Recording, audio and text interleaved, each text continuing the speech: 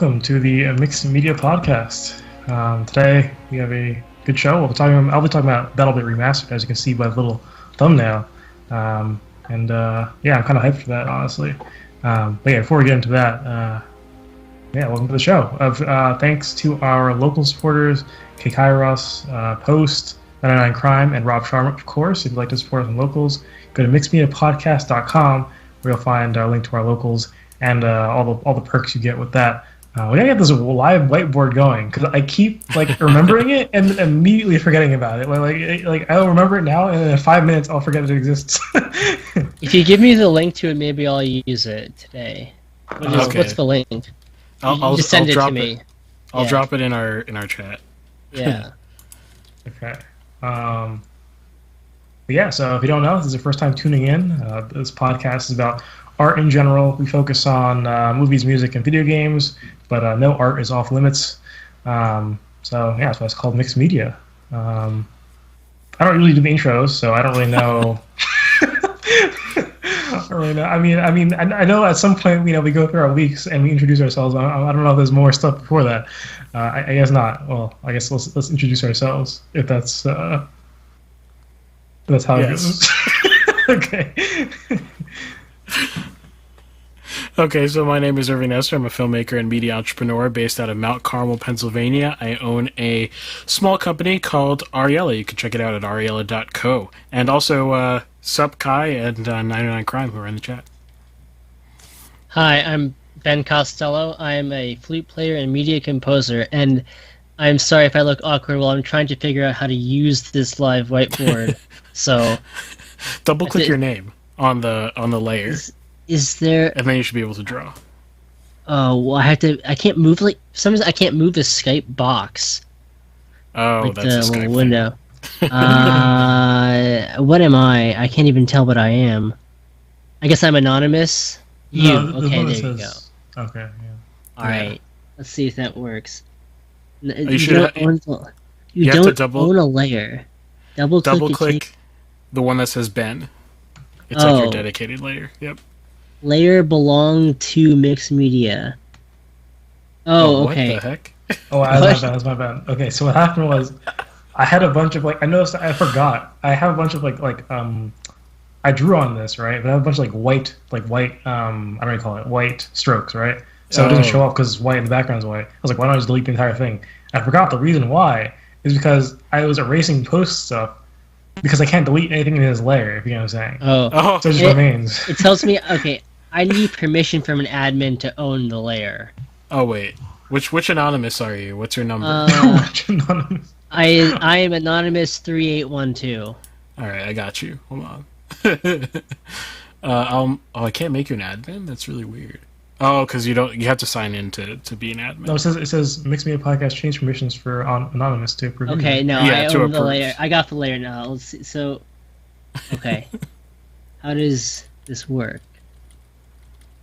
Can I not see what? I'm confused. Wait, the layer is below mine, and mine has the white on it. Oh, I see what's happening. Let me delete posts layer. This is okay. That was fixed. Yeah, let me delete my white. So this is what's beneath it. You see Ben's blue drawing there. Let's see what I can do here. Leave that layer. Enter this layer. Let me just hide posts layer. That's the easiest thing. There we go. All right, let's see if this works. Problem solved. Hey. Well, anyway, you can have fun like Ben is having right now if you join our Mixed Media community at mixedmedia.locals.com, or you can go to mixedmediapodcast.com. There's a link there as well. $5 a month. You could say hi on the live whiteboard, or you could draw for us live, which I've been waiting for the day where spontaneously someone will start making some immaculate, painting on a tablet or something on our live whiteboard while we're talking. That would make me inordinately happy if that just spontaneously occurred. So that's what that is. Kai says, please take a still of Ben's face at the exact moment of have fun like Ben is having right now. We'll use that for the ad. When we start doing advertising, that'll be the ad. And I'm kind of curious what my face looked like. Honestly, I wasn't looking, so maybe it's up to Kai to to go back and clip it. Cool. Wait, I don't think you introduced yourself, Nathan. I think I did. I did say I'm a but I'll do it again anyway. Yeah. Hi, I'm Ben Costello. I'm a flute player and media composer. And I'm Nathan Nestor. I'm a 3D modeler and game developer. Oh, I forgot. I'm I forgot. I'm introducing this thing. I was just waiting. Yeah, we kind of got sidetracked there. Yeah. Yeah. So that's who we are. We do this every week, same time, 7:30 p.m. Eastern time. Despite the fact that it says 9:30. I was about to say, I think it's still outdated. Actually, it's probably going to change again, so I'm not even going to bother to change it right now until we figure out our new schedule. 7. So okay. Actually, if you're especially if you're a local supporter, but anyone out there, if you have a preferred time, I think we were debating between Thursday and Tuesday. I'm not sure if I remember that correctly. On either of those days, let us know in the chat for a new show time. Yep. All right. Well, with that, I guess, how are you guys' weeks? Extremely busy. Extremely busy, to the point where it's kind of getting to be one of those times. Just with those periodic times where, like, everything is just, like, colliding together. But yeah, other than that, like, can't complain. Life is good. Actually, this reminded me, I had this next to me.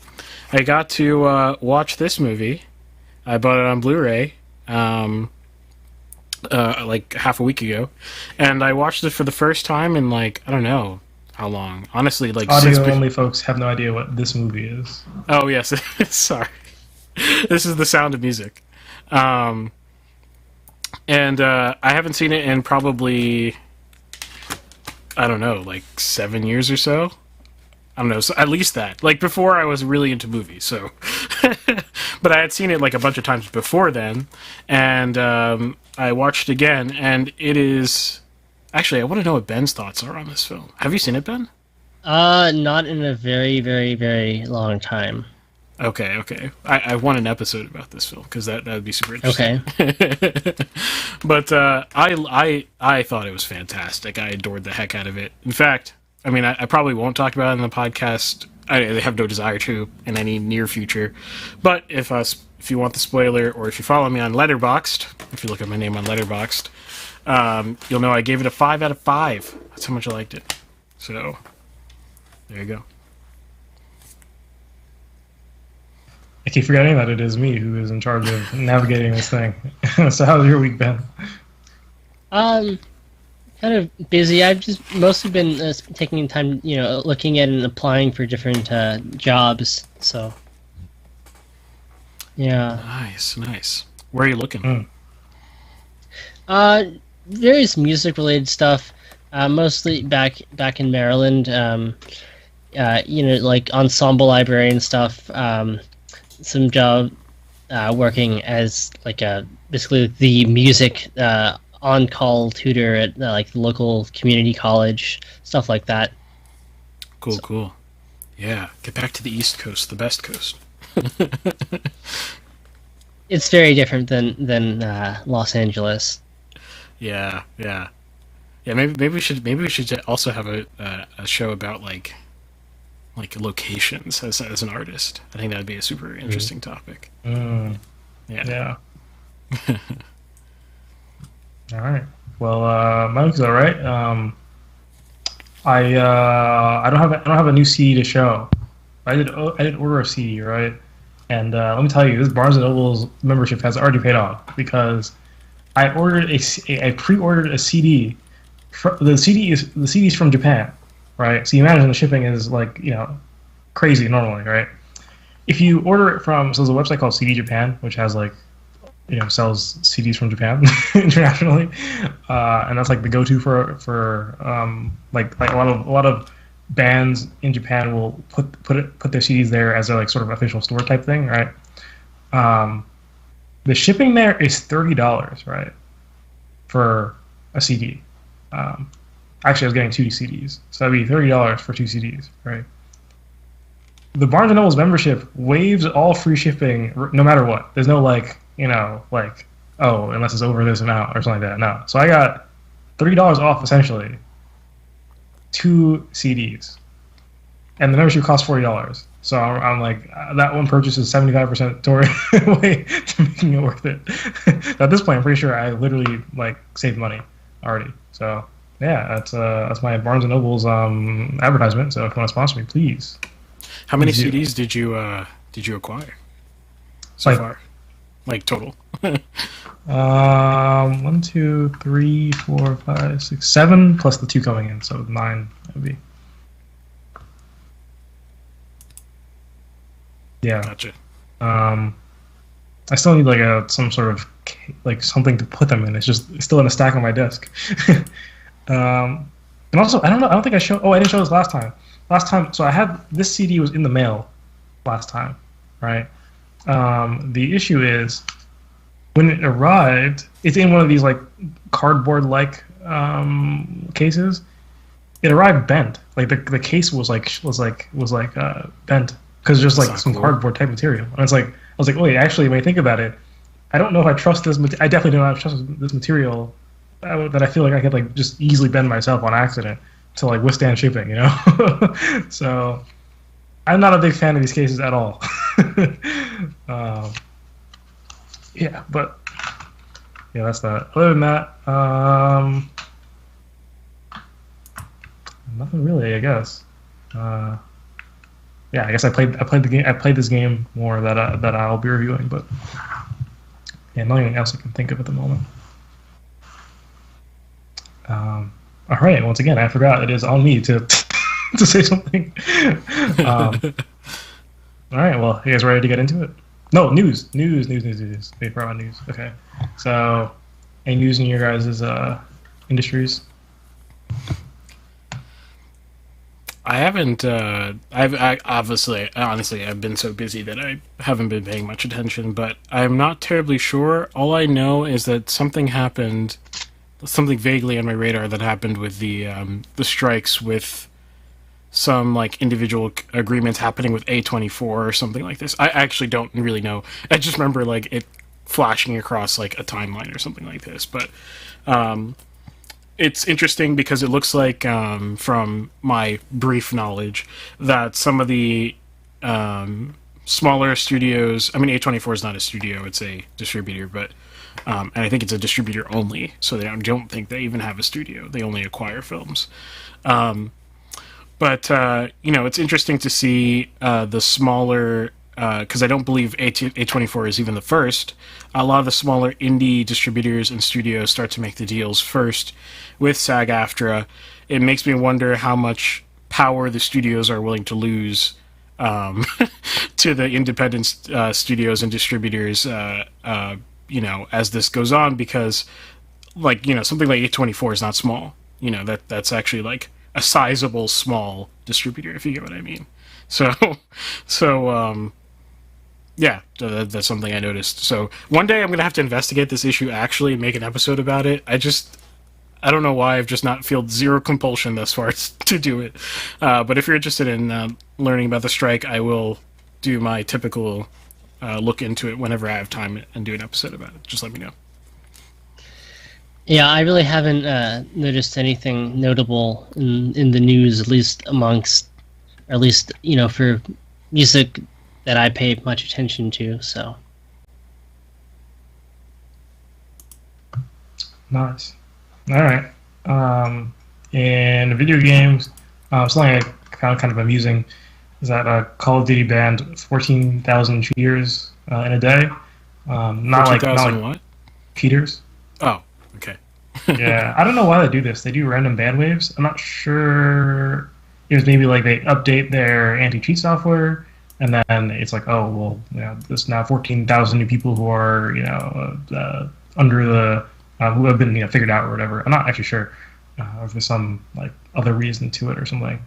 I know that they tend to do kind of weird stuff with their anti-cheat, like rather than just banning players, they'll like just mess with them. It's kind of strange. They'll just do weird things in the game and stuff like that.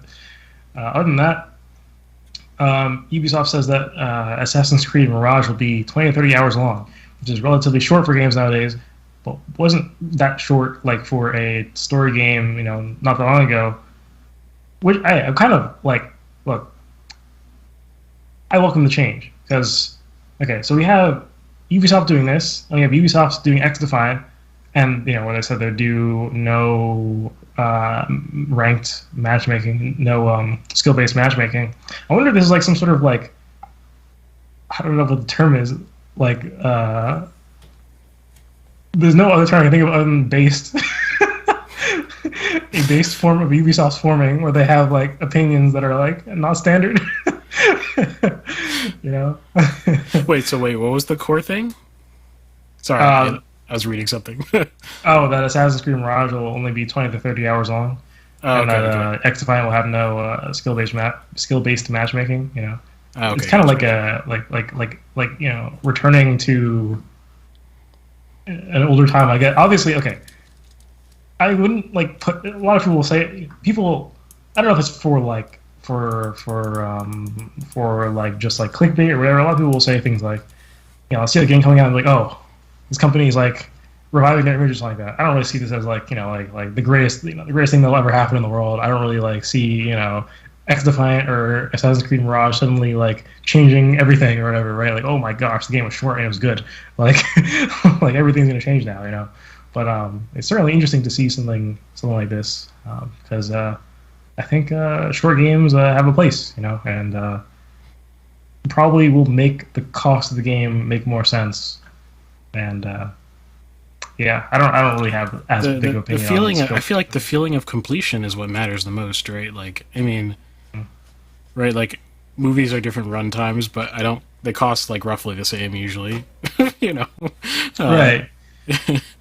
I mean, but then, like, you have, like, for example, GTA 5 feels complete, but it feels complete with, like, 9,000, like, pieces of, like, garbage, like, missions, like, slapped in the middle of it for some reason, It's like, It's like if you, like, I don't know, if you were, like, watching, like, I don't know, Star Wars, and, like, every, like, 5 minutes they, like, took a break to look at Jar Jar Binks doing something, what I'm saying? It's like, it's not useful,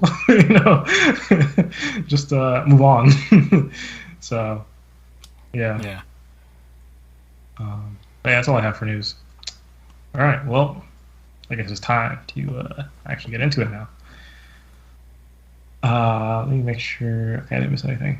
All right, so welcome to my topic. I'll be talking about BattleBit Remastered. Contrary to what it may seem, BattleBit Remastered is interesting. I'm looking at the thumbnail. I actually wasn't aware that BattleBit is 2 words because it's written as one on like the No, it is definitely one word. I think this is some fan-made artwork, and they messed it up. Okay. So the way it's stylized is that BattleBit is one word. No, wait. They wrote it's on the store page. They wrote it differently in 2 different spots. That logo is actually their logo. That's how it's spaced. Wow. Well, but in their plain text, when they write it in plain text, it's BattleBit one word, but both B's are capitalized. Okay. I don't know why that choice was made. Like, I don't know why I didn't stick with one, but anyways. Contrary to what it may seem by the title, BattleBit Remastered is not a remaster of a game called BattleBit. There is no game called BattleBit. It is just BattleBit Remastered. The remastered suffix was tacked on, I'd read, because something having to do with, like, a joke pertaining to like, how often the game's been rewritten or something like that. I think I saw that on IGN. So, yeah, that's why it's named that. The game was released officially June 15th, 2023 in early access on Steam, although the game has existed for much longer on other platforms. There are 3 developers, so it's an indie team. If you look at the Steam page, actually, the developers are listed individually as single persons, essentially. So Sergeant Okidoki, Velasquez, and Liquid Horse. Those are the developers of this game. I have lost my notes. There they are. Okay. So the game is also, Irving, I posted a video that you can play from, of course, Jack Frags. I think I'm going to keep the tradition of using Jack Frags or level cap if I can every single time. So there's a Jack Frags video there for you. I'll pull it up. His titles are crazy, by the way. So one of them was like BattleBit Best Game of 2023. Wow. I mean, is it though? No. If it's accurate, you can't complain, you know. Like, I mean, you know, we'll get to like, you know, the pros and cons, but like, no, that's not that. Yeah. So, BattleBit is a first-person shooter. It's often described as like some cross between Battlefield and Roblox, which is a very strange thing. And I would say that's a very inaccurate description. I understand why it would seem like that, because you kind of look at it right now, it's like, oh, he's about to die. Okay, but you know, it's like large-scale warfare, first-person shooter. Okay, so you got Battlefield, right? There's also destruction stuff, so okay, Battlefield. But then the graphics are relatively low fidelity, right? So it's like, I guess Roblox is like. This is why you say that, I guess. But it plays quite differently from I guess Roblox doesn't have a feel to it per se, I guess, but it certainly plays differently than Battlefield, significantly enough where I wouldn't really consider it a like direct replacement of like, okay, I'm playing this instead of Battlefield because I like this better type thing. You know, it's like these are sufficiently different that I could see having two entirely different audiences, not entirely different audiences, but two different audiences with significant overlap. But yeah. This game cost $15. I picked it up on a whim. My friend was like, "Hey, I'll play this game." I had heard of it before because it was kind of like going crazy. It currently has 65,000 reviews, and once again released 2 weeks ago. Or sorry, a month and 2 weeks ago. So yeah, a little bit crazy. BattleBit is the elevator pitch would look something like, you know, BattleBit is a low poly first-person shooter that supports 254 players in a map that is fully destructible. That sounds quite crazy. 254 players. I am not aware of a game that actually supports that. I'm sure. Oh, PlanetSide 2 does support that, doesn't it? PlanetSide 2. It's a trash game, though. I mean, okay. I guess I'm over exaggerating. It's such a lack of fulfillment of promises, or actually not even of promises of what should have been possible for them to do. Yeah, I don't know. I feel like I don't have that many hours on PlanetSide 2.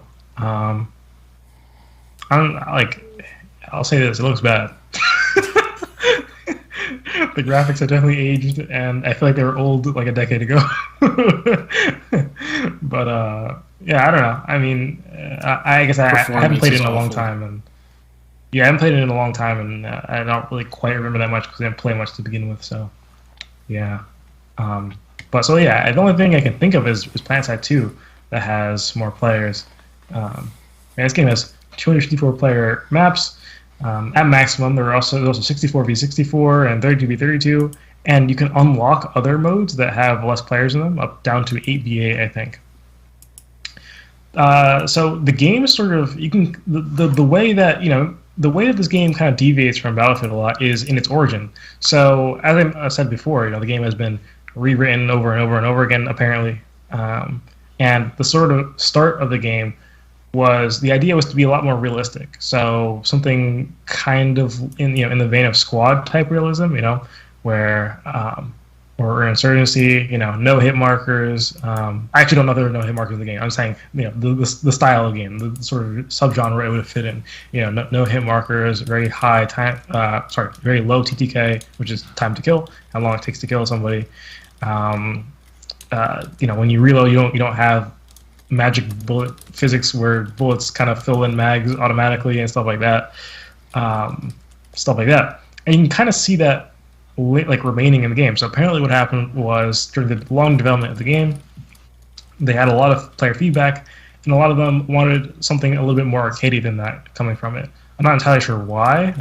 I wasn't there for that, I guess, and then to be honest, I haven't done too much research into that, the specific complaints and stuff like that, and why it may have not worked well in this title.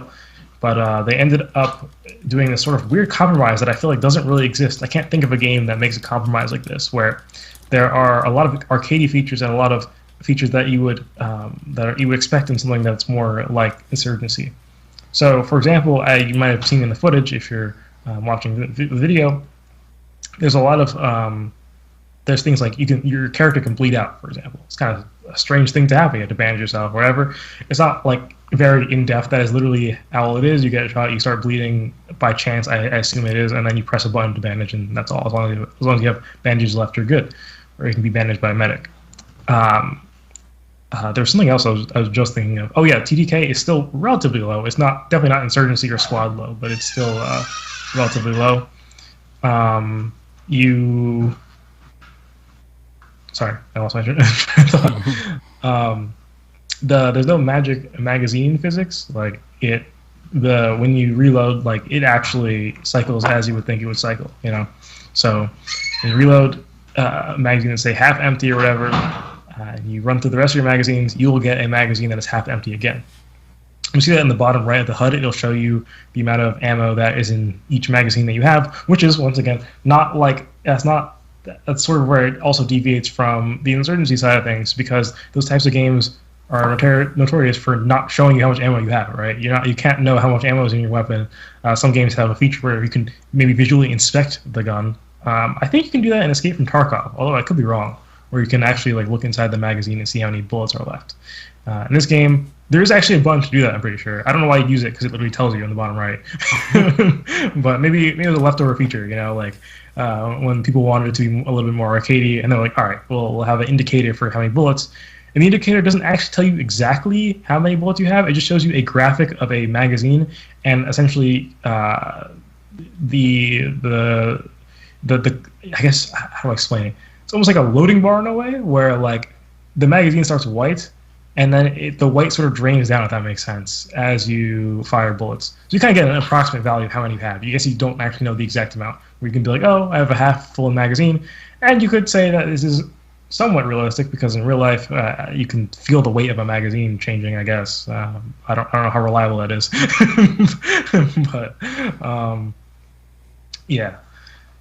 So yeah, you have this sort of interesting in-between, and it's in-between I've never seen done before. And that's kind of what impresses me in general about this game, is that it feels like something very refreshing in that, but also familiar, What's that like saying? Like, it's like, I think I talked about this before.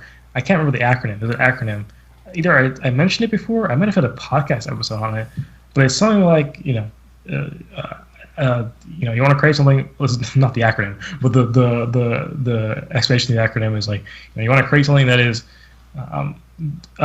sufficiently different from other products, but also familiar to consumers, essentially.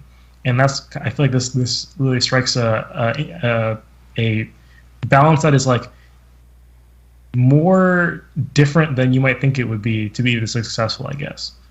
It's like literally like cradles itself between two subgenres, or two like polar opposites of types of FPSs, right? Because I feel like you sort of always put them in categories of arcadey or not arcadey, right? And sure, there's like some difference in like, oh well, maybe you could say COD is more arcade than Battlefield, if you could say that. I don't know.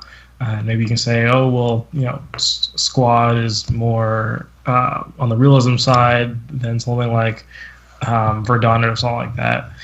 And it's okay, yeah, I guess so. But then there's a whole middle ground, right, that is just not ever covered. And I suppose people would probably put BattleBit somewhere on the arcadey side of the spectrum, but is more towards realism than any other arcade type game that I can think of. Anything that would fit in the arcadey thing without being actually that close to anything that's realistic. It's very strange.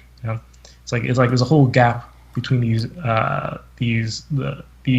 games that like has been unexplored, and unexplored probably because no one's really thought of it. It sounds kind of like a bad idea to me, actually, at first, thinking like, okay, so you want an arcadey game, but you want like to not have the magic magazine physics thing, or bullets just kind of like appear in the magazine. That sounds very strange. Why would you want that? It's like it's like what does that do for you? It's like, yeah. You're making, because now the reloading. Okay, maybe a little bit of a tangent here, but the reloading mechanism in FPS is kind of strange when you think about it, right? So you have a mechanic where, now obviously in terms of realism, like it'd be weird if that wasn't a thing, but ignore the fact that in real life that happens, right? You have to reload at some point. It's kind of strange that in a game that like you would want it so that your battle can randomly just stop, not because you did anything wrong necessarily. But you can get into a situation where like, oh, there's like 5 enemies, right? It's like you literally do not have enough bullets to deal with all of them, right? But if you're very skilled, maybe you can pick off all of them except for when you run out of ammo. It's like, well, man, that kind of sucks, right? That wasn't really your fault, you know. It's like you literally just made the best of the situation. You did potentially, you know, pretty well, and you know, I've experienced that many times. You know, that kind of frustration of like, oh man, I literally just ran out of ammo. Like, what was I supposed to do? You know, like there's not really much I could do there. You know, especially in lower TTK games, I find where like reloading, you don't have time to run away or anything like that. You know, it's like you just die. Like someone who's looking at you while you're reloading. You know, it's kind of just over. So yeah, a little bit of a strange concept reloading is. You know, that being said, there's like reasons why you might want reloading. Obviously, for realism reasons, you know, if you're like shooting an AK, it'd be kind of strange if it just never stopped shooting. That'd be a little bit odd. You know, if you're using things from real life that don't behave like real things, which of course is acceptable to a certain extent. I guess, you know, AK with infinite ammo is a little bit past the acceptance bar, and also means that sometimes it's not wanted that you could possibly take one person could take on, you know, 5 people or whatever, you know, even if they could in terms of skill, right? You might want them to literally be unable to for whatever reason, right? So yeah, anyways, that was a whole tangent. But yeah, the reloading mechanic in BattleBit, a little bit on the realistic side, I figure. You can also, not only do you have the option to just reload normally, you can also double tap R or whatever your reload button is to drop the magazine, or I think you can hold R for a long time and it also drops it as well, which means that you reload faster, but you also just lose that mag. The mag is dropped to the floor. So interesting balance between realism and non-realism, I suppose. The arcade style comes from things like, you know, random. Well, your soldier seems to have superhuman abilities. Oftentimes can run very fast, depending on the class, I suppose. Can take quite a few bullets, you know, before anything happens to him. Even though it's low TDK, you know, if we're on the realistic spectrum, usually it's like 1 headshot, 2 or 3 body shots, whatever it is, you know. Yeah, it doesn't conform to that sort of a realistic standard, I suppose. Also, sorry, I just realized that the thumbnail of this video and also just like the art on Steam is certainly like a reference to Battlefield, right? Yeah. I just realized that. Definitely the thumbnail more so, because I believe that is a direct reference to Battlefield 3, actually, the like cover art. But the Steam page is also very familiar. I can't recall what Battlefield this is from. It might also be 3, some other art maybe. I don't know. Maybe it's 4. It might be 4. I don't know. Maybe it's just, I don't know. Maybe it's just in the Battlefield style. But I guess you can. And also the name BattleBit, I guess, you know, sort of reveals their inspirations, right? So where do those inspirations go? Well, one, massive or large maps and lots of players, right? I said 254 players, 127 v 127. I don't know why, it's kind of an odd number. Usually multiplayer games have either, usually the teams are in even numbers, right? Unless it's 5 or 3, or they're base 2, so, you know, 2, 4, 8, 16, 32, 64, 128, and 256.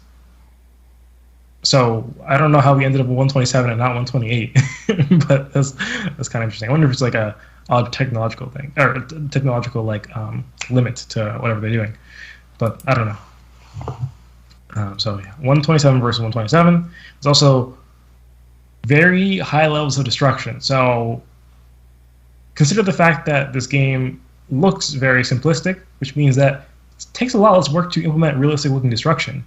All that happens to a wall that is, you know, very uniform brick wall, there's not really any details to it or anything like that, is the destruction looks the same anywhere on it, if you get what I'm saying, right? There are no beams inside the buildings, there's no rebar to be bent, right? Nothing like that, right? So it's very simple to just make the wall blow up, right? It's just like take the uniform brick pieces, kind of throw them around a little bit, and make the wall disappear, and done. Problem solved, right? So they're able to have destruction on a pretty high level. The buildings can also collapse if you destroy. I'm not entirely sure how it's calculated, but it seems certain structural integrity points can cause a building to collapse. It'll kind of rumble a little bit and kind of like just fall into the ground a little bit, but yeah, it'll collapse, which can cause like very interesting moments where the level meaningfully changes because something has broken, right? Not necessarily a whole building, but maybe a wall, right? So the amount of times where I've been just chilling in a building, shooting at something, and then I'm just like in cover reloading, and the wall behind me explodes, and I'm just in the middle of nowhere, out in the open. It's kind of crazy. Now, if the destruction isn't too like, I feel like maybe honestly there's not enough destruction. Not in that many things can be destroyed. It's very easy to destroy. Everything can be destroyed or whatever. Most things or whatever, but not all classes have the capacity to destroy things. So there are actually, I want to say 5 classes in the game. There is the medic, there is the assault class, which are 2 different things, as opposed to Battlefield 3, which are the same thing. But medic, assault, engineer, recon. Oh, sorry, there's 6: support and leader, which is an interesting class. What's crazy? I was just thinking before I started, I've extensively tried 5 of the 6 classes. I've literally never played leader once. Now, I should have to review it, obviously, right? The thing is, I was writing notes, I was like, wait, I just forgot that class ever existed. Like, it wasn't like I didn't want to play it or something like that, what I'm saying? Like, I literally just forgot the class was a thing. So, I can't really tell you much about the leader, I'll say that. But I can tell you a lot about the other 5 of them. So, as for destroying things, the engineer has a rocket launcher. There's many options for different types of rocket launchers you can choose. 2 of them, I believe, specifically are more effective at destroying buildings and light vehicles, so you can use those to blow up walls. As well, there's I think recon. I think assault might also have a sledgehammer. You use a sledgehammer to break tiny holes in walls, which, if you imagine it as a recon person, that is very useful because you have a sniper, break a little hole in the wall, and nice, you have a new line of sight essentially to see wherever you want to see.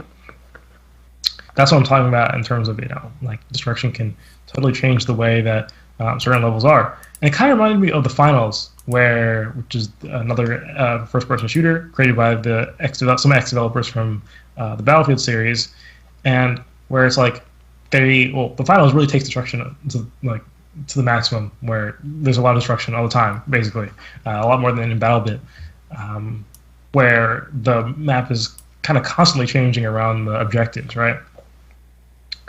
And it kind of reminded me of that in a way, but just more toned down. It's not as much. Irving, you might be happy to know that the most played mode by far in the 32 versus 32 mode is Rush. They just cloned Rush and put it in the game. But, yeah, it's a good mode. It just needs good maps. Yeah. Yeah. Well, okay. That's a good segue. Let's talk about maps, actually. Yeah. So, as I said before, there are sort of 3 main sorts of map sizes. There's the 127 v 127 ones, 64 v 64, and 32 v 32. The 2 form ones, they're all the same maps as far as I'm aware. It's just that one of them has double the players, one of them does not have double the players. 32 v 32 are smaller maps. I found 32 v 32 maps to be a lot better. The reason being is that I find that the maps have very little direction to them.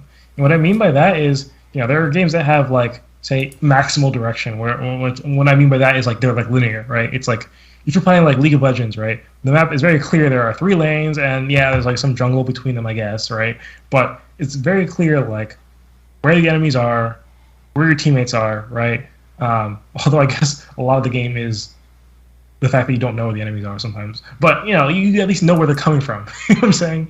There's one general direction they're coming from. There's one general direction your teammates are, right? I guess exactly where your teammates are. But, anyways.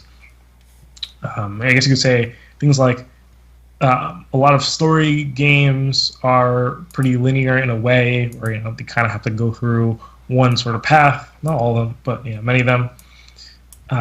That's what I mean by a sort of directed map, right? But in BattleBit, they don't really feel that directional, right? So it's kind of like enemies kind of feel like they come from everywhere a lot. And the reason being is that it's just really easy to flank. That's really the issue I'm seeing, right? If you play something like Insurgency, for example, right, you'll find that like the map doesn't feel like it's like it doesn't feel linear in the way like a Battlefield campaign does, but it certainly feels directed. Like the enemy is coming from this general direction. Yes, sometimes you get snuck up on, right? And that usually happens when your team just dies on one side of the front, right? And so you kind of have to be looking behind you now, right? Because you don't have people protecting your flank. But in BattleBit, it's like the map is just too big. Like people will just go around. It's a lot of open space. People will go around, they'll be behind you, and it's like, oh, this guy won because the guy found me because he just decided that he would take 5 minutes of his day to drive around me, basically, instead of driving through me. It's like I've done that too, where I'm like, wait, can I just like go around this entire like whole like this whole fiasco here? Like, why are we like fighting on this bridge when I can just drive around? You know what I'm saying? Like, this doesn't really make much sense. Now, what ends up happening pretty much is it's actually not an incredibly effective way to push forward. What happens is you drive behind somebody, start shooting somebody, everyone sees you, and you kind of just die, right? As what happens pretty much, because people are tend to be kind of grouped up. Thing is, so in terms of the objective, nothing happens, right? And pretty much the game is in the same state as it was before. You probably just wasted your life doing nothing, pretty much, But the issue is people will do it anyways, and it just feels bad to randomly just die from behind you. And it's like, for what? You didn't progress in any way, and that's not always the case. That's mostly the case in the 64v64 and 127v127. I find that in 32v32 is a lot more directed, and also I'm going to turn on the light because I am disappearing into the background. So I will be right back. I was going to say it's getting really dark in there.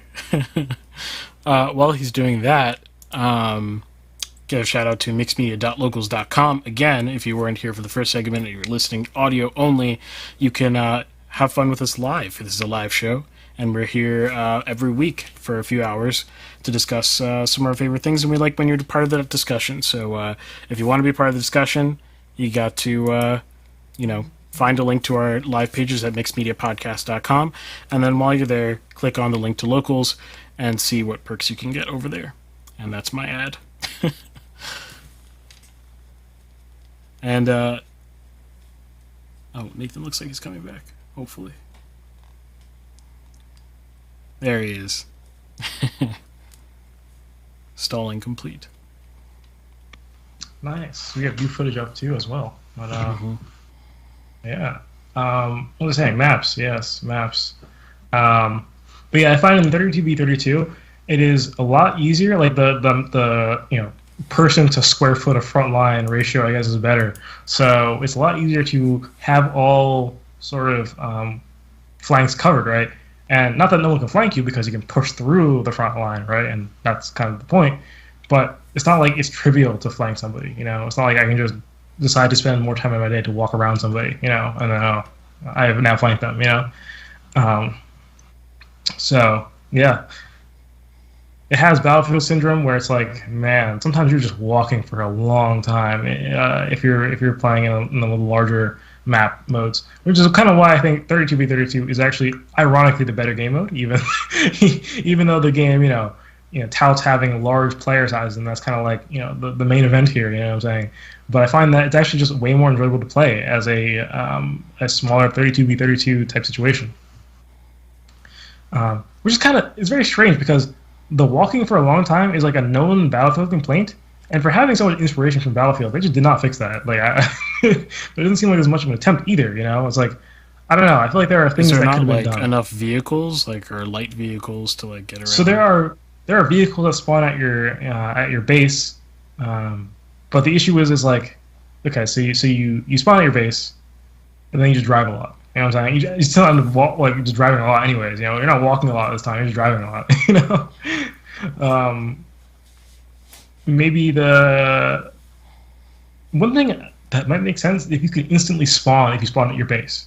Because you still have to wait the spawn time anyways. You wait 5 seconds, then you spawn at your base. I don't know. It's a small it's only 5 seconds, but I don't know. Maybe that'd be nice if you can just spawn 5 seconds earlier at your base so you can finally get somewhere. Yeah. But in 32v32, there are no vehicles on a lot of the modes. There are some modes that have vehicles, some of them don't, because vehicles aren't needed to get around. You know, you can traverse the whole map pretty easily, relatively speaking. There's one game. What game am I thinking of? There's a game where has points that you can capture, and if a point is mid-capture, you can't instead of spawning. So normally in games like this, right, you can spawn like Battlefield and BattleBit. If you captured a point in a domination or conquest type mode where there are points to capture, you can spawn on that point, right? As long as it's captured.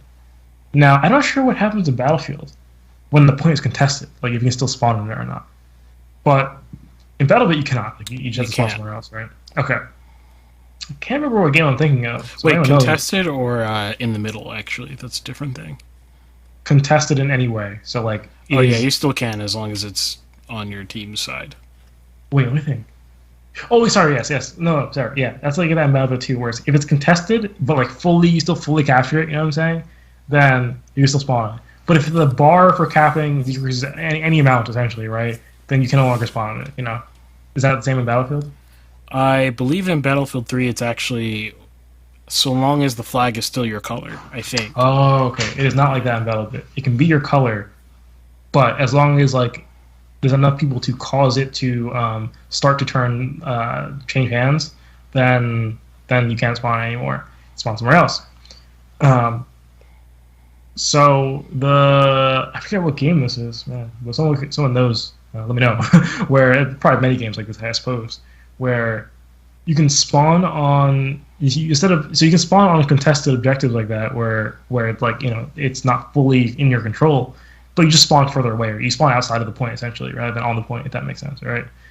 Which I think makes sense to me. There's definitely a lot of balancing that have to go into that, right? Because that literally changes a lot. The fact that players can spawn way closer suddenly to somewhat contested points. I can't remember what game that is, but I don't know. I enjoy that. And there's something else I was going to say about points. Oh, spawning.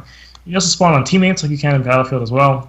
The issue is, the moments where you most want to spawn on your teammate is when you're in the middle of battle, right? And your whole squad's in battle. You can't spawn on your squad mates while they're like in battle, essentially. If they fired recently or they've been fired upon recently, can't spawn on them. Kind of makes sense, or actually does make sense, because you can imagine that being able to just like duplicate in the middle of battle would be very very unsatisfying and unfair for the opponent. If suddenly they're fighting one person, the next moment they're fighting two people, that'd be not good. My computer keeps like freezing. Okay. Yeah, I think that's all I really have to say for maps for the most part. Otherwise, I find that maps they don't have this is not like this is not like a required thing, but it's something that's kind of nice to have in games like Battlefield, where it's like the maps kind of have like they look nice, obviously, but also they have like what are we watching on the screen? I don't know. He's doing some crazy jumping, and I'm like, what the heck is going on? This is CS:GO. Oh, what? It's like CS:GO with like some mod. Yeah, some mod. What happened? I think it said bonus something, and then I guess it's just CS:GO. Well, the fact that we didn't notice is a testament to how poor CS:GO's graphics are. But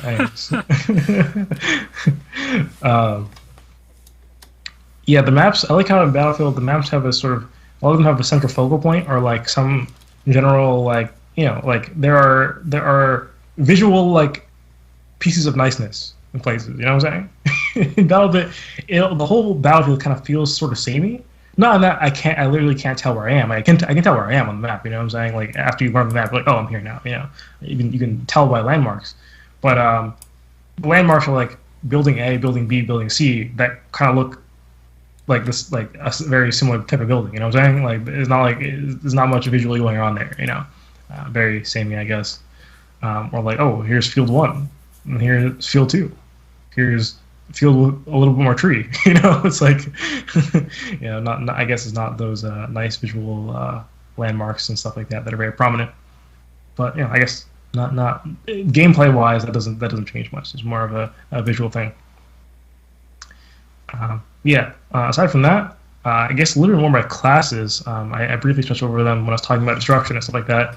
I find the classes to be very unbalanced. So to me, it seems that there are some, and I think people know this because if you look at the leaderboard, most people are playing medic. Because in this game, sounds like Battlefield. I was like that in Battlefield too. Yeah, and Battlefield 3. What? I'm saying most of my Battlefield hours are in Battlefield 3. So in Battlefield 3, yeah, it's definitely like that. Yeah. Gotcha. I couldn't tell if you interpreted it as in Battlefield TWO or Battlefield TOO. You know what I'm saying? Oh no, I understood what you meant. Okay. Okay. Yeah. So most people play medic. So I guess they're really just taking after Battlefield and all its flaws. I guess I don't know. I wasn't aware, but the reason why is because kind of strange for anything that's arcade to do, but this game has no passive healing. Like your character if the character's damaged, the damage is done for good, pretty much. Unless you're a medic, so you can heal yourself, which is incredibly powerful because you can do it very quickly. You can do it while you're running. Like it's just like you can heal yourself. It's like, what? This is so good. This is such a good ability. You know, you also kill others, and you can revive others way faster. So every character can revive, unlike Battlefield, but the medic can revive like way faster than other players. Also, the medic is the fastest character in the game by default, and also because you can put armor and swap armor on different classes. But at least the medic's default armor makes the medic the fastest character, like by a decent bit, it seems. So the medic all around good. There's also there's like the support, for example, whose only main thing is that the support has a unique selection of weapons. He can use machine guns that have large magazine capacities, and he can deploy ammo box. Personally, I like playing support because I like the weapon. That doesn't mean I actually think that the support is better than the medic. I'll say that. I just enjoy it. I think it's more fun. I don't think it's a statistically better better character. I would say the medic beats the support any day. Being able to give ammo is nice. Being able to have essentially infinite ammo is nice, but you don't typically run out of ammo anyways. I noticed as other characters anyways. At least maybe I'm not good enough. I just died too soon, or whatever. But I don't think it's the norm to run out of ammo. So all you need is like one support guy, to give you ammo anyways. Yeah. 99 Crime says, "What the heck?" Barbie. Wait, just for a moment. I thought it was an ad, and then it disappeared. I thought it was an ad too, but I get. Wow, Transformers. What? Okay, anyway,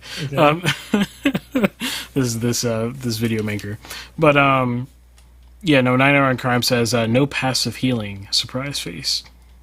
Yeah, right. I was very surprised when I saw it too. Right, which makes things very intense in a way because once you're in one gunfight, right, it's like, I don't really. How much in me, But the thing is, the low TDK makes it so that, like, oftentimes it's not a big deal if you have low health, because if you see the other person first, or you have the better reaction time, you can get them before they can do anything decent to you, anyways. So yeah, it's very different from Battlefield. Right. Yeah. So it like I can at first you can see a lot of the comparisons, but it is sufficiently different, in a way that's. Different from other ways that other games are different. It's in a different its own spot in the spectrum, whatever. So classes are kind of broken, in my opinion. There's also the recon. Obviously, recon, of course. Recon, I guess, is a more specialized class, specifically for long range, of course, and has a sledgehammer, which is very nice. So I guess if you're a good sniper, maybe that's better than the medic. I'm not a good sniper, so I prefer not to. And there's also the engineer. The engineer is very situational. If you're playing 32v32 where there are no vehicles, suddenly you find that the engineer becomes a lot less useful because the repair tool is not useful. The anti-vehicle mines are not useful. Most of your RPGs are not useful. The only RPG that's useful is the one that can destroy walls, pretty much. There's also one that's good against infantry, but I find that one is also generally not that good.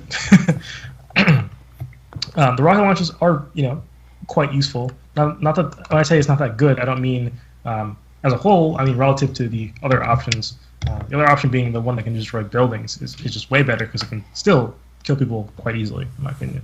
And there's also the leader who I have 0 hours on because I just forgot that was a character. And yeah, maybe I'll have to go back and check it out.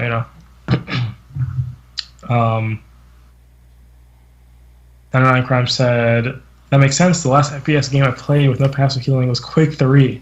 Yeah, yeah. I wonder what game, because that's also a strange thing that's not like, if you were to go back to when the FPS genre wasn't a thing and you were to create an FPS game, the first FPS game, your first thought probably isn't, oh, let me have passive healing. That's a very strange concept, you know what I'm saying? To your character to just like get health, Oh, I suppose FPSs aren't the only games that have passive healing, so it might have not been an FPS that did it first. It could have been some other game that did it. I'm not sure.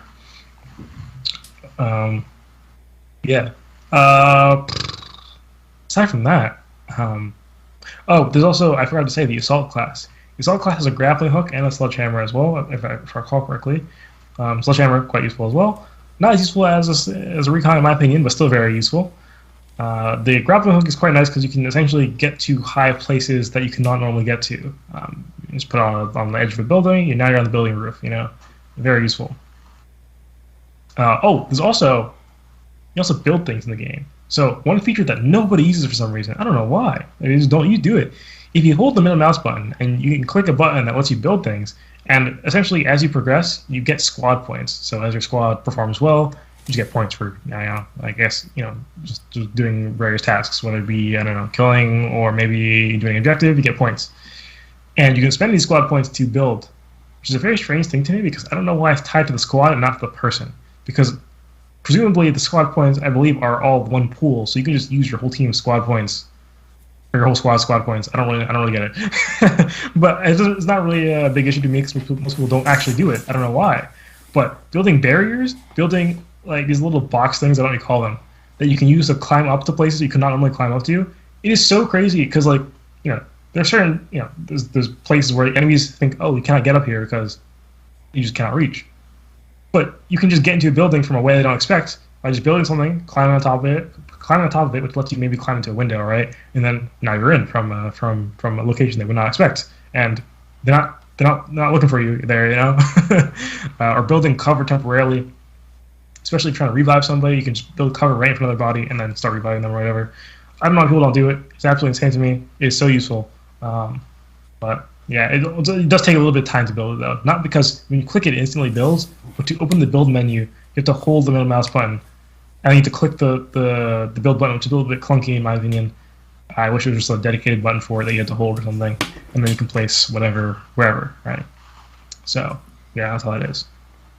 Another big thing I forgot to mention somehow, this game has proximity chat, which is a very strange experience. So if you press, I think the default button is B or something like that, you can talk to anybody in the vicinity, including enemies. People sometimes will coordinate like that. Sometimes people will roleplay, and be kind of silly. Sometimes people will just be having a random chat. I don't know. People doing whatever, And there's also by default. Well, it's not by default. There's a setting you have to do. It seems like most people do it because it's kind of funny, where at the start of the game, it'll ask you about essentially some voice thing, and if you say yes, when you die, it automatically puts you on hot mic. So everyone can hear you when you die, essentially, temporarily, for like the next 2 seconds, essentially. Now, this idea isn't new. This has been a thing in COD, at least, before, where you played Warzone, for example, you kill somebody, right? And suddenly you hear it works differently in COD. In COD, what happens when you kill somebody, yes, you hear whatever's coming through their mic, right? Regardless of whether they've essentially pressed the push to talk button or not, it doesn't matter, right? You hear them, you can hear them from wherever you are. So even if you snipe them from like eons away, you still hear them perfectly. And the funny thing is, you often hear them making a call out to their teammates, like, "Oh, he's over there," right? Like immediately after you kill him or something like that, or they'll be whatever it is, right? It's kind of funny, but this takes it to a new level because you can talk back actually. Because in COD, I believe you can't actually use. I don't think there's proc chat in COD, right? I don't think there is. So you can't talk back to them. But you can have conversations with dead people if you want to. Conversations starting from when they died, right? And you heard them either make call-outs or go, "Oh man," or like, whatever it is. It's like, dang, it's kind of just funny. I don't know. The most random things you'll hear, I guess. You hear people just talking to their friends, like telling a story. It's like, out of context, that's weird. But it's kind of just funny. Wait, so what's the point? Like the overall point, just to be entertaining, or? I think it literally just goes funny. Okay. I don't think there's something to turn it off, but everyone just kind of agrees, communally, that's kind of just funny, to randomly be on hot mic when you die,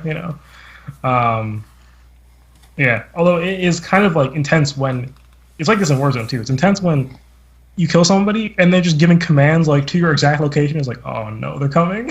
It's like he's exactly at 20 degrees north. This exact pinpoint location. It's like, wait a minute. It's like that meme from SpongeBob where he's like, he's in the mailbox. It's like, I'm in the mailbox.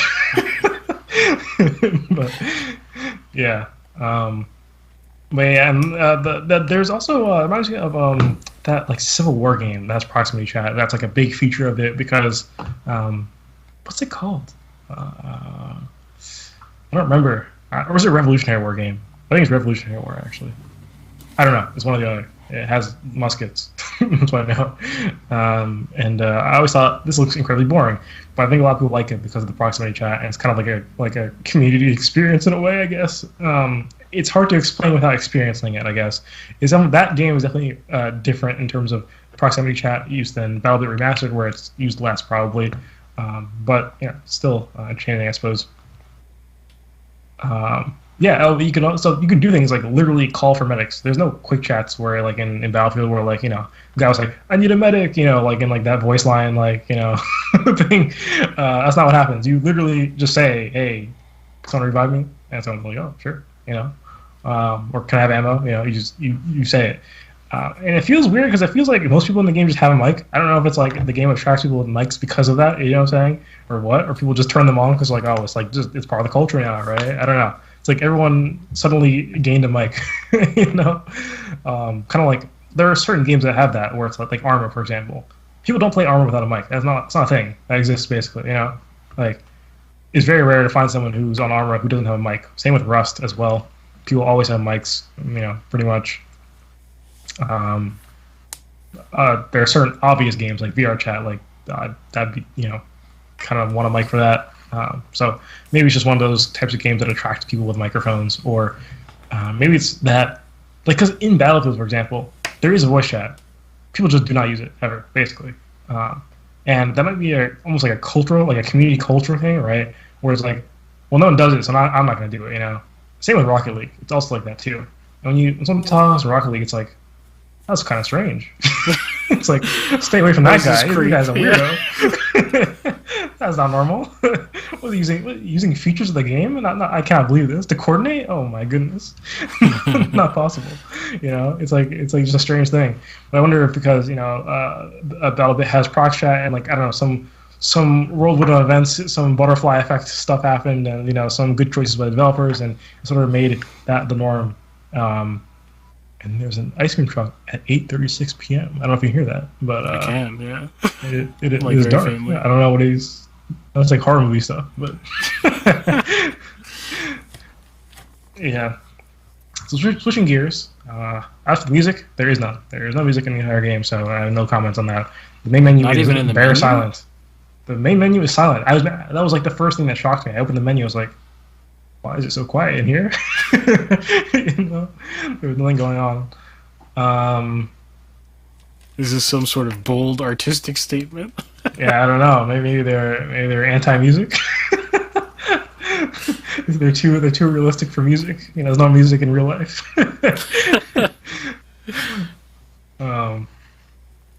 Yeah, I feel like I've covered pretty much everything I want to cover. Let me just look over some stuff. Audio design, there's nothing too crazy going on there.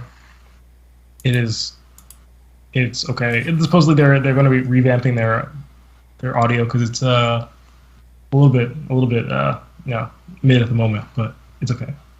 Is there a fly in here? What is that? Okay. Sorry, I keep hearing something. But yeah, that's pretty much all I have to say. Nice. 99 Crime says no music ? And then he doesn't like it. Yeah. So I would say it's not the best game of 2023. It was okay. It's pretty good. It's pretty good for what it is. It's pretty unique, so I appreciate that. I will say it's pretty cheap. It's only $16. Yeah, it should definitely be more expensive. This game sold. I'm certain they made millions of dollars off of this game. Probably. I should certainly them probably because I quickly what do you call that? Second guess myself. But the 65,000 reviews, so at least there's 65,000 people who bought it. Is significantly more. Sells at $15. Oh, I put it's like 16. Yeah, 65,000. $15 or 16? You said, or what is it? It's $15.99, I think. So okay, 15, and then you take off 30% for Steam, so times 0.7. Oops, that's 0.7. And they made, at minimum, this is if you just include people who reviewed it, which is not the majority, almost certainly, $682,000. Minus tax in Europe, I guess, because that would be included in the price. Ooh, that European tax. Yeah. I actually don't know what they do in Steam. So I know when they convert to don't they prices, charge the customer? Oh, you mean income tax? Okay, gotcha. Never mind. Continue. Oh, income tax. No, I meant sales tax actually. Oh, I didn't think about income tax. They charge the customers the sales tax, no? Unless it works in different Europe. in You're Europe. talking about? I don't know. Everywhere usually. Well, here, no. In Europe, it is. I don't know if it's the EU specifically or a general European thing. I don't know if they're required to do it. I don't know if it's like what they typically do. I don't know. But they when you when you go to the store or something like that, right, or Steam, you buy something for $15, right? It's like $15 plus tax. Actually, is what you're gonna pay for it. Yeah. There, they pay $15. They just take off the tax. If you get what I'm saying, the tax is included in that price. The listed price includes tax. Is what I'm saying. Oh, that's bizarre. Okay. Yeah. So when they buy an item, it'll be like $15. So I pay $15, and then so it's a tax on the business, not on the consumer. I suppose so. I don't know if they end up just forwarding that tax by just making things more expensive. I have no idea how that if that's how that is. But yeah. I was gonna say. So anyways, in the math, I was gonna say is like that. Like so, the Steam conversion for prices is kind of not strange. It makes sense, I guess. So what they'll do is, right, they'll obviously, different currencies have different buying powers and stuff like that. So they convert according to that, right? Typically, I think the developer has an option. I'm pretty sure. I don't think they have to do that. So typically, developers will do that because imagine 15 USD might be a lot in some places. And it's like no one's buying that, especially if it's a $60 game, and it's like that may be worth like a lot more, to another country, and it's like, well, no one's buying that, at that point. So, so they convert it, and then they'll often make it like a nice number, right? So, like instead of it being like 15.27, they'll just make it 15, or instead of being 15, the round in whatever direction or whatever. So, why are they explaining that? Oh yeah, because like the math is. It doesn't matter because it's very rough math. Because I'm just talking about reviews anyways. But the math even then is not correct because of conversions and weird rounding and European tax thing. So yeah. Nice. 99 Crime says VAT is based. I think VAT is value-added tax. Yeah, that's the tax. I don't really know that much about value-added tax. Mm-hmm. I know the general concept, but I don't really know much about it. So no opinion from me. This is emoji. Hand orange covering eyes. What's this orange? What? Huh? I just noticed it said hand orange covering eyes. I think my brain just skipped, or maybe made orange over covering or something like that. Orange, what the heck? Yeah. But yeah, that is, I feel like that's all I have to say. Final Verdict is, it's a pretty good shooter, but I don't want to say it's anything, it's maybe they'll win an award for, if they said best shooter of 2023, I'd say, hey, I'll put them out as nominee. I was like, maybe, I'll put that there. I get it. It's, but, I was going to say something, actually. one of the reasons why this is a great success is because the hardware requirements are nothing. You can play this thing on any device, basically, right? So imagine if you want to play a Battlefield 3 type thing, and you can't because it. Well, I don't know why I said Battlefield 3. I guess because all the imagery is Battlefield 3 like for BattleBit. But you want to play a Battlefield or COD, well, you can't because you don't have a system that can run it, right? But this game, you can run it almost certainly, right? So it's like you have a whole market of people who are underserved because they just can't play the game. You know what I'm saying? So there's a whole group of people who suddenly are able to play games like this. Now, once again, this game was not that similar to Battlefield, but clearly in their marketing, they would like you to think that it's like Battlefield. So they're pulling that out at least. Sweet. Yeah, that's all. Cool. Well, you want to close your segment? Sure. Thank you for watching this segment of the Mixed Media Podcast. Hope you enjoyed. If you agreed or disagreed, make sure to join the Discord to let me know. And we can have a discussion about it potentially. And to find our Discord, you can go to mixedmediapodcast.com. Find a link to everywhere we are. Right, and thanks for watching. We'll be going on to our next segment, which is Arguing with Reddit, where Irving will be doing it. Sweet. And here we go. Mixed Media Movies. Welcome back to Mixed Media. If you've been watching on this beautiful live show, thanks for watching and sticking around. This should hopefully be another fun segment. Last segment, Nathan talked about BattleBit, artwork down below. If you want to check that out, definitely either rewind on the VOD or go check out the individual podcast. But for now, I will be doing an Arguing with Reddit segment. And let me actually switch this over here. There we go. Where I will be reacting to hot takes from Reddit and or wherever my hosts have found hot takes for me to react to. So before we do that, we should introduce ourselves. So my name is Irving Nestor. I'm a filmmaker and media entrepreneur based out of Mount Carmel, Pennsylvania. I own a company called Ariella. Hi, I'm Ben Costello. I'm a flute player and media composer. And I'm Nathan Nestor. I'm a 3D modeler and video game developer. Sweet. And so I'm just going to jump right into it, as per usual. And let's see who's going to be first here. So I will do Ben's first, if you want to explain to me. Okay. I'm not sure if the actual, hot take itself here is that controversial, but maybe some of the comments at the end of the text are. So, okay. This person says, not all movies are masterpieces, and that's okay.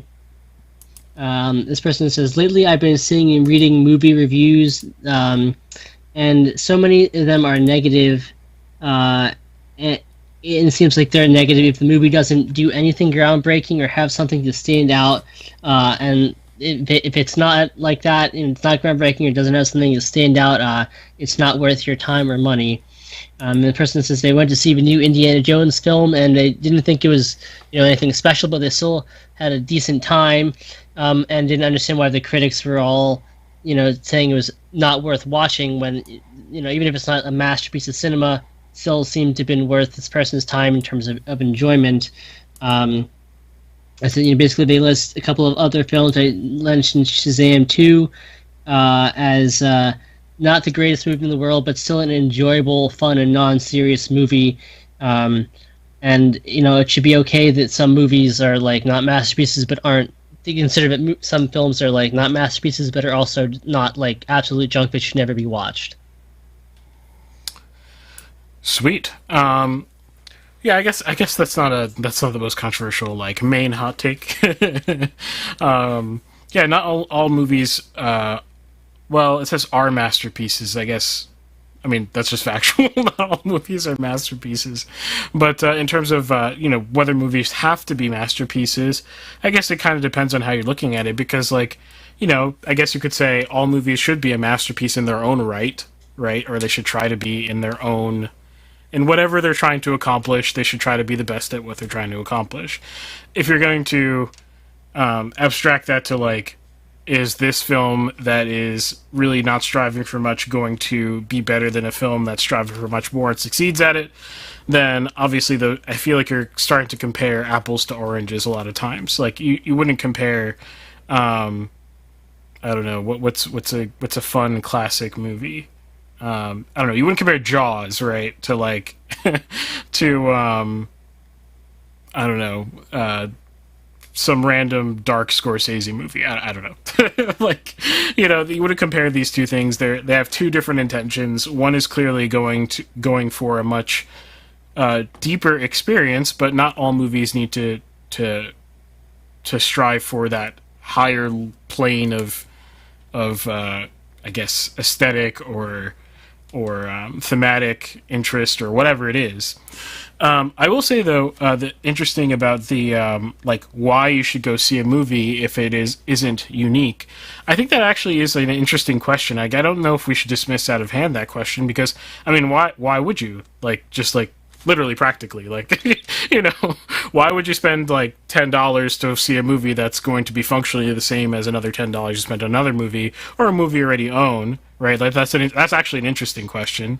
Well, I mean, perhaps, you know, this person specifically talks about Indiana Jones 5, right? And like, they note that definitely not the strongest Indiana Jones film in the series, but perhaps there's something about just the experience of going and seeing this summer's, you know, Indiana Jones blockbuster that's different than just sticking on one of the other Indiana Jones films on your DVD player or on streaming it on Disney Plus. Yeah. I feel like what that comes down to though is like the novelty is that it's new, right? Like that's like it actually is different. Like that's where I was going to with that, is like, you know, it's different in the sense that it's new. It's got something fresh to add. It's at least interesting, probably in some way, even if it's not as good as some prior iteration. You can at least say, well, I'm interested. I'll have an interesting experience seeing what the new take is, what the differences. The subtle differences are, even though they're small. You know, that could be a valid reason to pick up a ticket and go watch a movie. I do that all the time, frankly. So yeah, I mean, and then there's like, I guess just to add on to the topic a little bit more, like, I mean, there are story forms that are definitely repetitive. Like, you've seen A Hero's Journey like 10 billion times, even if you haven't thought about it. You know, but like it's interesting to see that in different forms, and the Hero's Journey itself is flexible enough where you can manipulate the particular beats of it and get different effects out of it. So, and this person says most movies are 6 out of 10 or 7 out of 10, nothing great. Actually, 6 out of 10 or 7 out of 10 would be phenomenal on my scale. But not horrible either. Yeah, I mean, actually, I don't know if most movies are probably really boring in the grand scheme of things. Like, if I think of like all releases and not just releases I feel like seeing because I think they're really interesting, probably mostly boring, I would presume. But I guess I don't know that for a fact. So yeah, I think that's pretty much all I have to say about that one. Cool. Let's do. How about let me do my own next here. And so yeah, I have seen this one already because I picked it for myself, and I thought it was interesting because it'll force me to take a different way of looking at Oppenheimer, as I covered on the channel. If you don't know, I talked about Oppenheimer for way too long, probably. In a prior episode, I chronicled all the subtle propaganda in the film.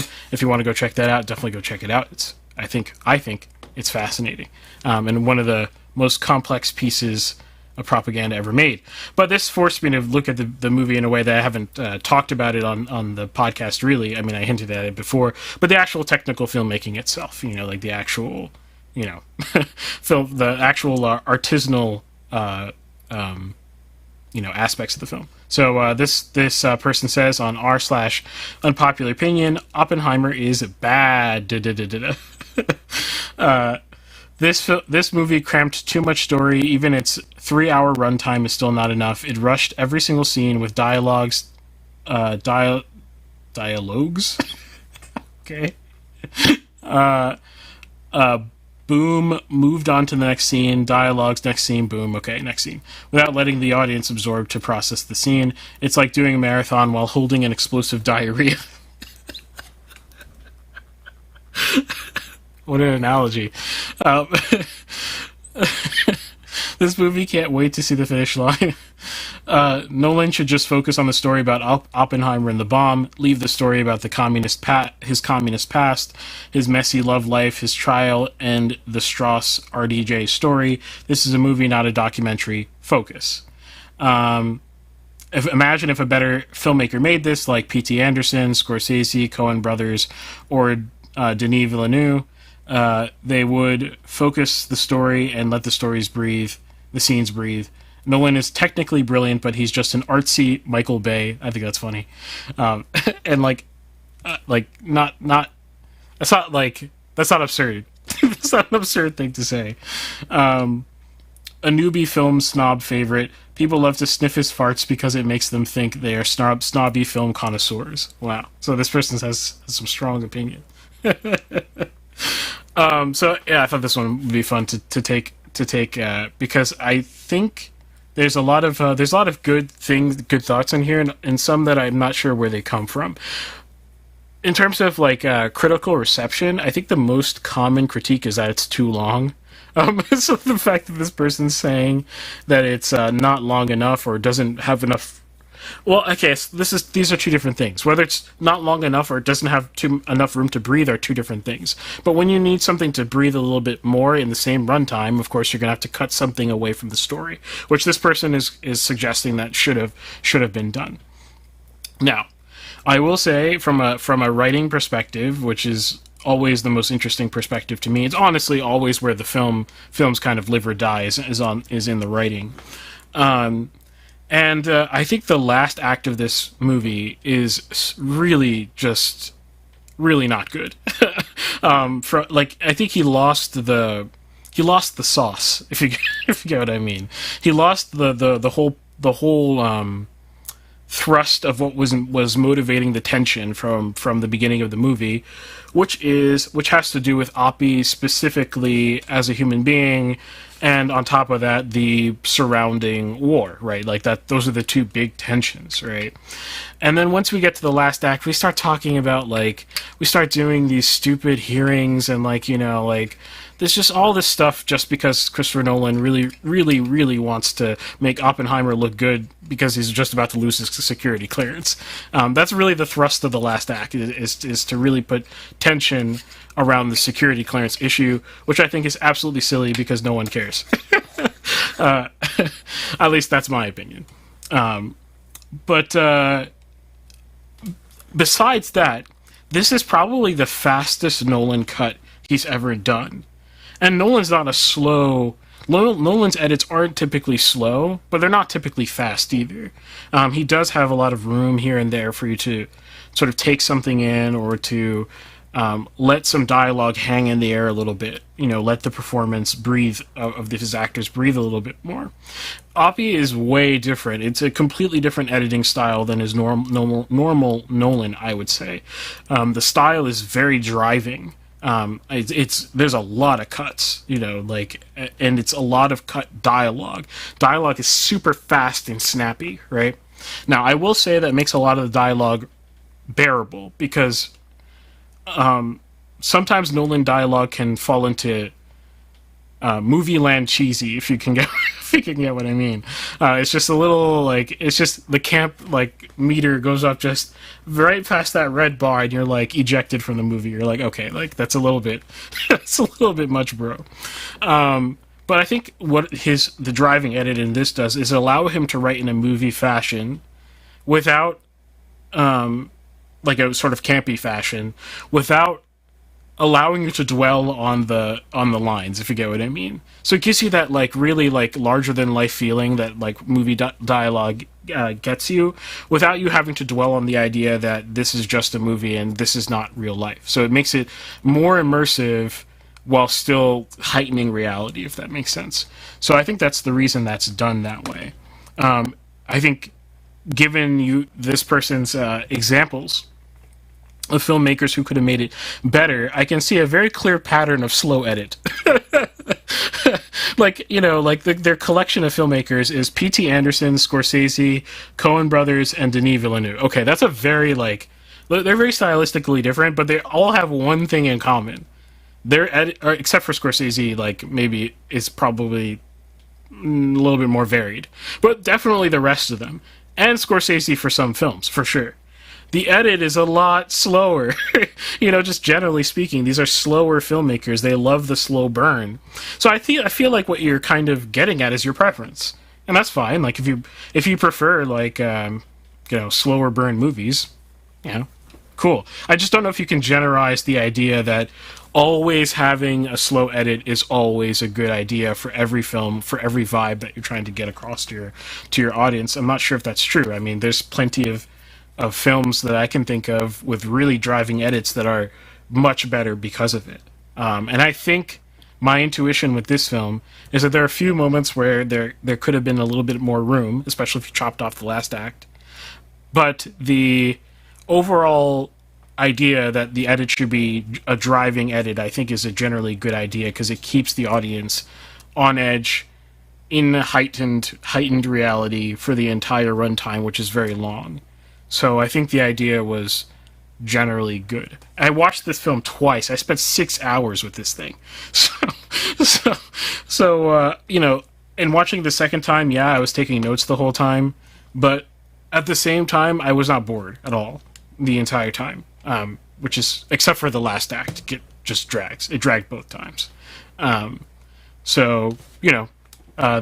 my opinion. But I get your opinion, and I really like you saying he's artsy Michael Bay. I think that's probably more true than probably some people want to admit with certain films like Tenet and even Dunkirk. It's got more similarities to a movie like Pearl Harbor or something like this than I think people would like to associate. But I think there's certain films that are just completely not in that category, particularly. This film, I think, is one of them, but when he used to do much smaller things, like the Prestige days, the Insomnia days, the days of Nolan that I think are peak Nolan. Okay. And that's all I have to say about that one, pretty much. Okay, so last one is Nathan, if you want to explain. Sure. So this one says, "What is the?" Oh, I accidentally downloaded it. I meant to do that. Undownload it. What is the most epic movie moment you've ever had in theaters? I think what's hilarious is that the person gives an example is the Avengers Assemble scene in the end of Endgame. The end of Endgame. Getting all those characters together to charge Thanos and his army after 10 years of build-up was something that will forever be burned into my memory. So exhilarating and immersive to experience that with a packed theater on the big screen. What are some others that delivered this experience for you? I also want to read some comments. The first one says, "No, I am your father," from Star Wars, of course. And then one after that explains a wild experience at a showing of Twilight at the movie theater opening weekend. In parentheses, says it was trash, I guess. But it says, "There were two vampire armies facing off against each other in a big field. Apparently in the book they come to an agreement and walk away in a huge anticlimax. I didn't know that at the time and haven't read the books or watched any of the other movies. Apparently the movie changed the story and had two vampire armies fight to the death. When this started happening, the almost entirely female audience of book fans was visibly upset. One of the vampires got decapitated and the women were standing up and screaming at the top at once at the screen, 'No, and why is this happening?' They were in hysterics, screaming and crying and shouting, sobbing, hyperventilating, comforting one another, tears everywhere, some walkouts. Turns out it was a trick, some vision or something, and the vampires didn't actually die. Boring. I've never seen an audience respond like that to a movie before or since. It's worth the price of admission and highly entertaining to witness. I wish I filmed it because it was the greatest audience reaction of all time." But yeah, those are two things I thought were interesting. Freaking crazy. I will say though, so real quick before I respond to this one, Halsgar from Twitch welcome Halsgar, says, I liked the fast pace of Oppenheimer because it made the film stay intense and overwhelming. Yeah, overwhelming is the right word. That's a great word. The edit is so fast sometimes that it drives that feeling of overwhelming.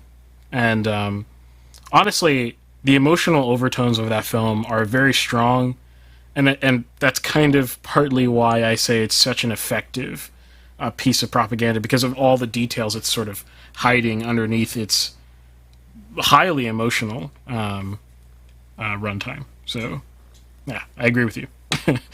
99 Crime says, my endgame moment was during the climax of Toy Story 3. I'm trying to remember Toy Story 3. I don't know if I can... I feel like I've only watched like one time, a very, very, very long time ago. Same. It's been literally Is that forever. the one with the evil bear? The evil teddy bear? Or is that a different one? Wait, maybe. I can't remember.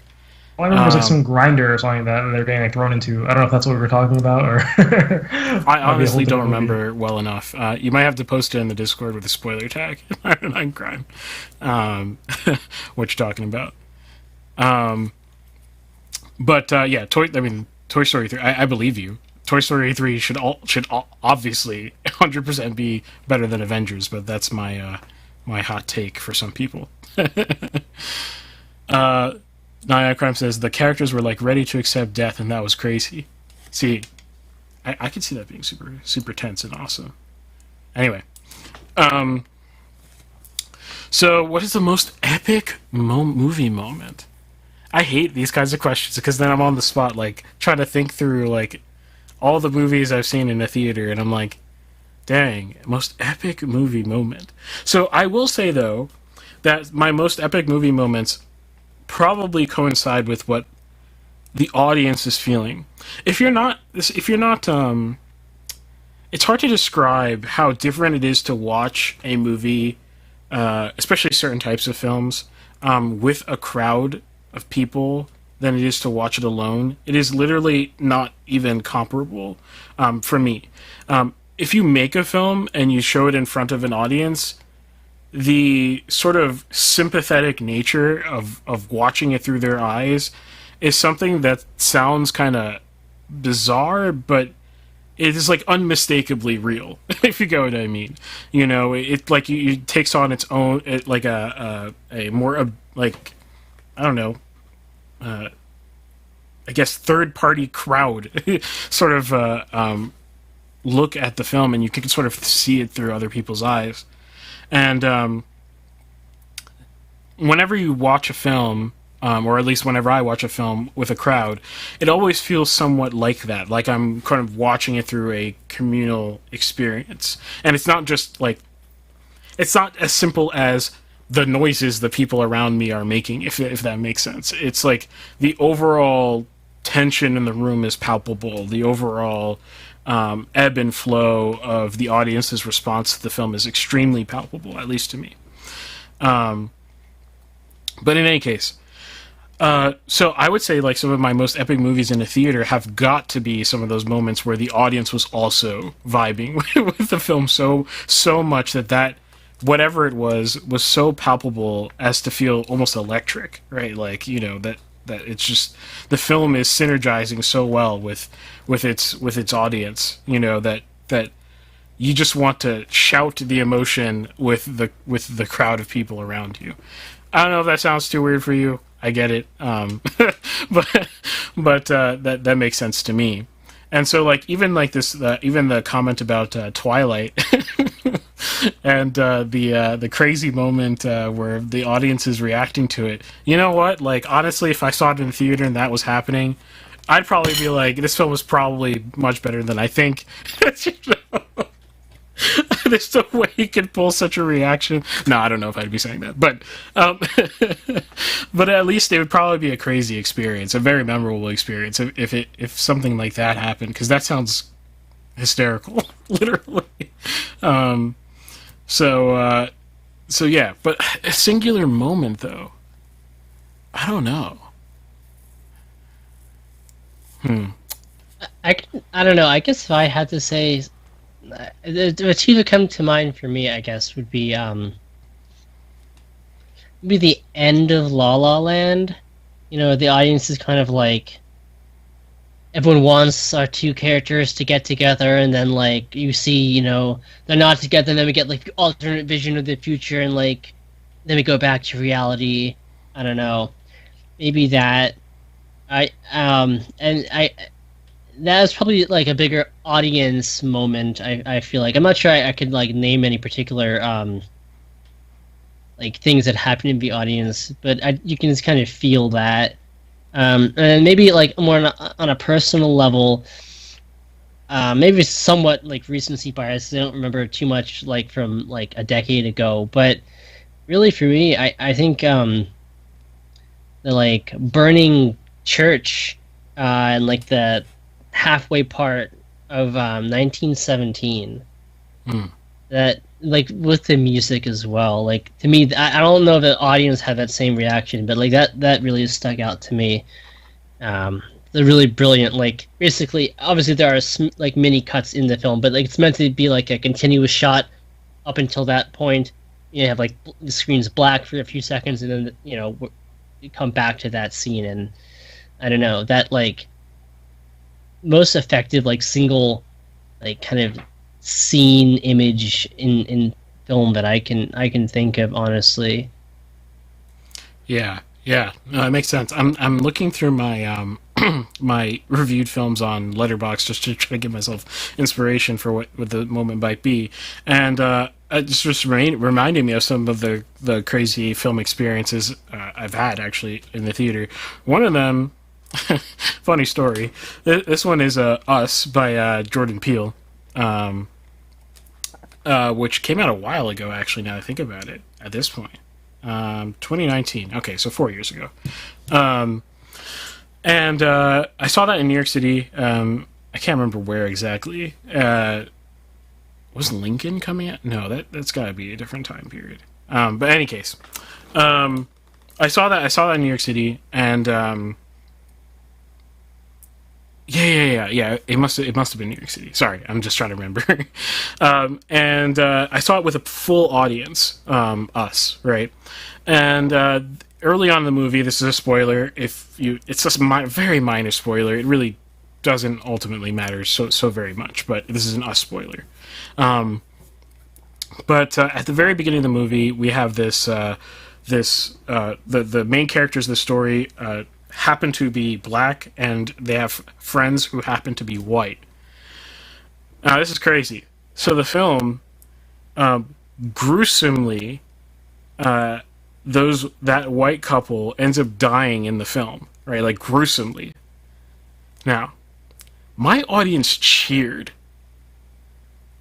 And that was really disturbing, because the film was not doing the film. Like, here's the crazy part: they cheered. Then the film like made you feel like the film was clearly not making any like point like that, right? Like, Us is not a movie about race. It's just the main characters happen to be black. They happen to have white friends. You see what I'm saying? Like, that's just the composition of the movie.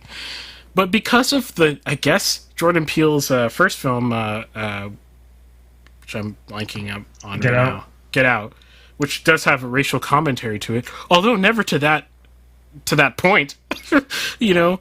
But it just was one of the most disturbing. Like, people literally got up and were laughing and cheering, and it was one of the most disturbing things I've ever experienced, because the movie clearly was just like, this is supposed to be a gruesome murder. You know? And the movie made you like sort of feel bad for them right afterwards, and you could kind of feel like the weird sag after that moment in the theater, as everyone was kind of like, "Oh, we were cringe," and they weren't just cringe; that was just horrifying to me, very horrifying. But anyway, that's one of the experiences I'm reminded of. Cheering for murder. But any case, the other one that I remember very clearly is watching A Quiet Place in the theater. I don't know if you were with me, Ben. Actually, I definitely saw it in Baltimore, though. Oh, go ahead. Wait, which film? A Quiet Place. Oh no, I haven't seen that. Okay, yeah, I saw it in Baltimore. But that with that film, it's like a very quiet film. For a variety of reasons, go watch the film. It's a fantastic film, absolutely great film. And it's a kind of a horror thriller, light horror, heavy thriller. I don't know how to put it. Sort of film. And Kai says, "What about A Quiet Place? It's a great film. Is it not a great film?" But the crazy part about it is being in a theater, incredibly quiet. Nice. Halsgar says, "Hey, I live there. Oh, in Baltimore. Oh, wow. Yeah, I went to school there for 4 years. And Ben's actually from that area. Yeah, I'm basically in Baltimore, just outside of Baltimore right now. Yeah. Sup. Oh, Kai says amazing film. Okay, good. I thought we were going to get into some tiff about how it's actually really horrible. He said, I would call it a contemplative family drama monster movie. Yeah, something like that. Halsgar says, nice, I'm in East Baltimore. But in any case, the experience of watching A Quiet Place in a cinema was so great. Like, the audience vibed so hard with the main characters. They loved them the moment they got on the screen. There was such good charisma, obviously, between real husband and wife in real life. The actors.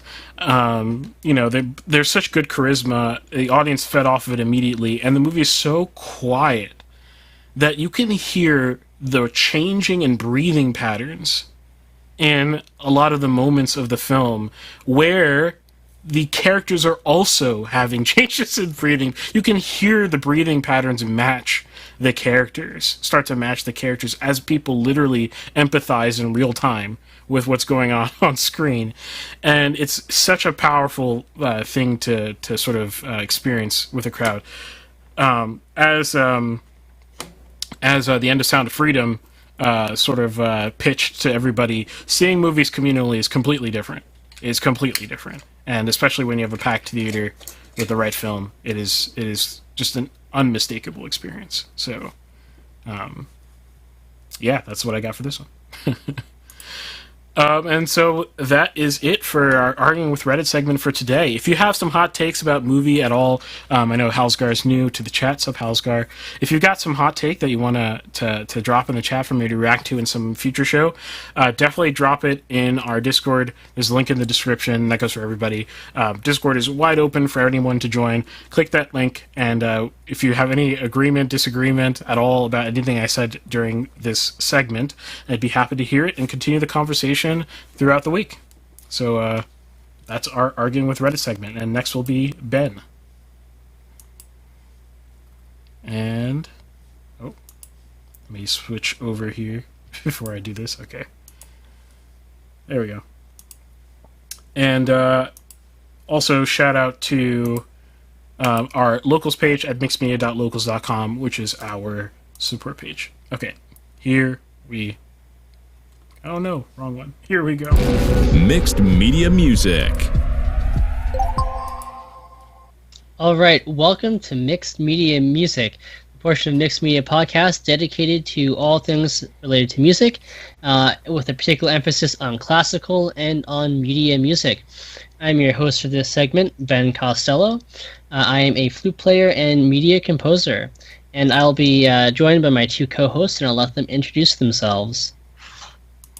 So my name is Irving Nestor. I'm a filmmaker and media entrepreneur based out of Mount Carmel, Pennsylvania.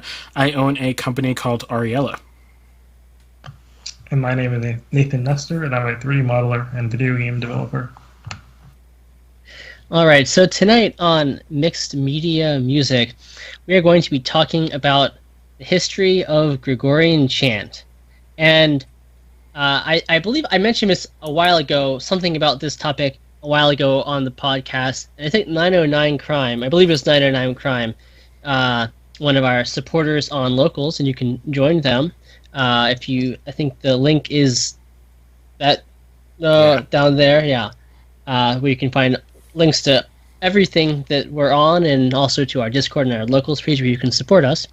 And I think 909 Crime was particularly interested in this topic. And on the surface, it doesn't sound that controversial, right? Gregorian Chant, the history of Gregorian Chant. Wrong. Okay? This is probably going to be the most controversial thing I will discuss on this show, ever. I learned this the hard way back when I was an undergraduate. I was talking to another to a guy who was Catholic, and little kind of on the traditionalist side of Catholicism, and he made some comment about Gregorian Chant. And at the time, I'd been reading a book about Gregorian Chant and history of notation, and we're gonna get into that. But he said something completely nonsensical to me, like not historically accurate, and I made a comment like, "What?" And I tried to say something, give some historical background to Gregorian Chant. This did not go over very well, and I have learned this subsequently that yes, some people get very upset about this. Okay, so I do not want to upset anybody, but you may end up getting upset if you are have a very defined idea of what Gregorian Chant is. This is mixed media. This is how we do it. Yes. So Gregorian Chant. Well, we're going to approach it from two angles. We're going to approach it from the past and from the future. We're going to kind of converge somewhere in the middle. Okay. So, idea number one. A lot of very traditional Catholics will insist that the only music that should be used in a Catholic liturgy is Gregorian Chant. Now, where this idea comes from is a bit complicated, because historically, one, we're going to assume, we'll bracket for the moment what happens in the 1960s in the Catholic Church, where we have this kind of long church council called Vatican II, Second Vatican Council, which introduces a number of liturgical reforms and allows us to, if you're Catholic, you can say Mass, you can participate in Mass. Everything is not in Latin. It's in the language of your country, or wherever your locality. Can I correct you slightly? Sure. So I believe the Mass was actually changed a few years after Vatican II, but Vatican II talked about like the legitimacy of different liturgical practices. Right. Well, the document that talks about liturgical music is also the document that talks about the language of the Mass, and they do. So the idea of allowing Mass in vernacular comes from Vatican II. The change isn't implemented until a few years afterwards. Yeah, agreed. Yes. But okay, we're kind of bracketing that for a moment. All right. And the Vatican II does have a lot to say about liturgical music.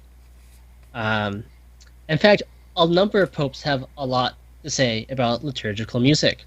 And we actually have a quote, I believe. So this is actually, a quote from Vatican II. The musical tradition of the Universal Church is a treasure of inestimable value, greater even than that of any art. The main reason for this preeminence is that as sacred melody united to words, it forms a necessary or integral part of a solemn liturgy. Okay, so Vatican II actually says that music, sacred music, is the most preeminent of all the forms of art, which is quite an interesting and bold claim. Definitely. Yes. You may not agree with that. Well, okay. Now, we're gonna bracket the Vatican II for a moment, okay, and leave that aside, because to adequately delve into the complexities of that is kind of outside of the scope of this. But we will just note the Vatican II certainly allows things that are not Gregorian chant to be used. Okay. The thing that people point to that says that only Gregorian chant should be used is in 1903, motu proprio from Pope Pius X.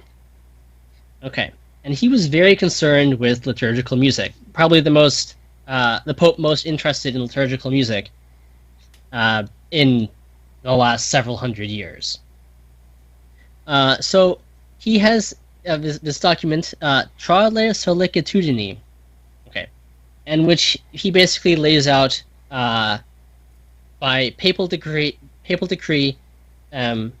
how his reforms of liturgical music, and people point to this document as the source of the idea that only Gregorian chant should be used. It is the only music that is proper to Catholic liturgy.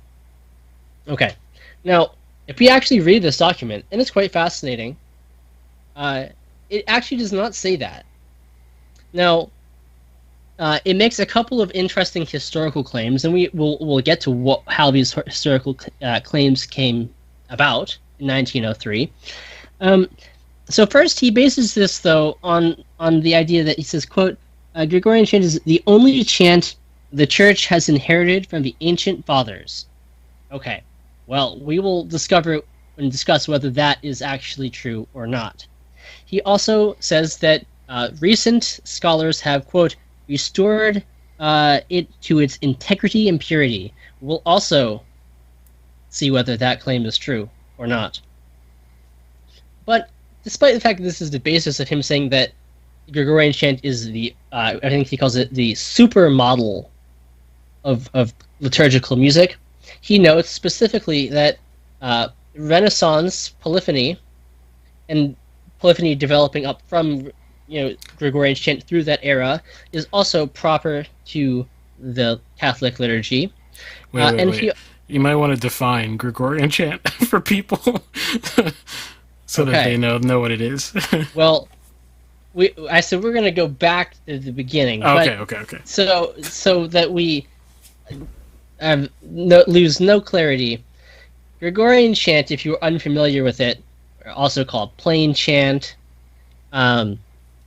is this kind of musical tradition which you probably heard is just like the generic religious sounding music. It gets generically used all the time, like in films. It's to kind of signify like Catholic, or not necessarily even Catholic, but like the Christian church at the that time. It is monophonic, meaning that properly it is monophonic, meaning that there's just one melodic line with nothing else, no harmony, no accompaniment. And also, somewhat properly, it is only sung by men. Also a point we will come back to in a second. Okay. Now, polyphony, to also be clear, polyphony is the musical texture in which we have multiple independent lines. So in contrast to the monophonic texture of Gregorian chant, where there's just one melodic line, we can have multiple melodic lines that kind of weave in and out of each other, and they add something to each other harmonically, and they're in theory of equal importance. Now, that's kind of a technicality that historically has also been really problematic for the church, but we could be here for hours talking about that and equal importance, which we won't really get into. But basically, from the time that Gregorian chant originated, up until the 1600s or so, 1700s, composers are progressively adding harmony to it and adding other lines to it. Okay, so even in 1903, this is also allowed. All this heritage of liturgical music is allowed. In fact, Pope Pius X also allows what he calls modern music, provided that it does not introduce the vulgarities of modern art. whatever that means exactly. And he lays out specifically what that means in terms of instruments, styles, things like that. It's a very detailed document if you want to read it. Again, Tra Le Sollicitudini.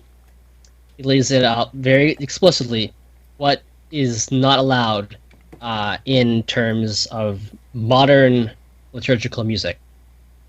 So the only thing that he notes must be Gregorian chant, absolutely, is the chants particular to the presiding priest. Okay, so anything that the chants the priest has to say, like pray himself, have to be the traditional Gregorian chant. Okay. He also, of course, notes that only men can sing. Which interesting point even in 1903. But this is a document that people will point to as saying that Gregorian chant is the only music that should be proper in the Catholic liturgy, although that is quite the opposite. Not the opposite, but is not what the document itself actually says. Okay, now we're going to go backwards here.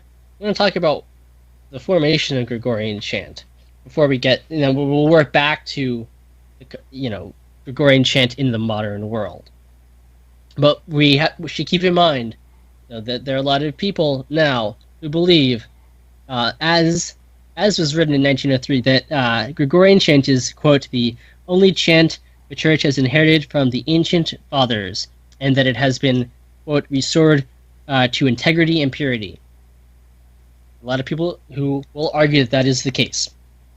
Okay, so the history of Gregorian chant.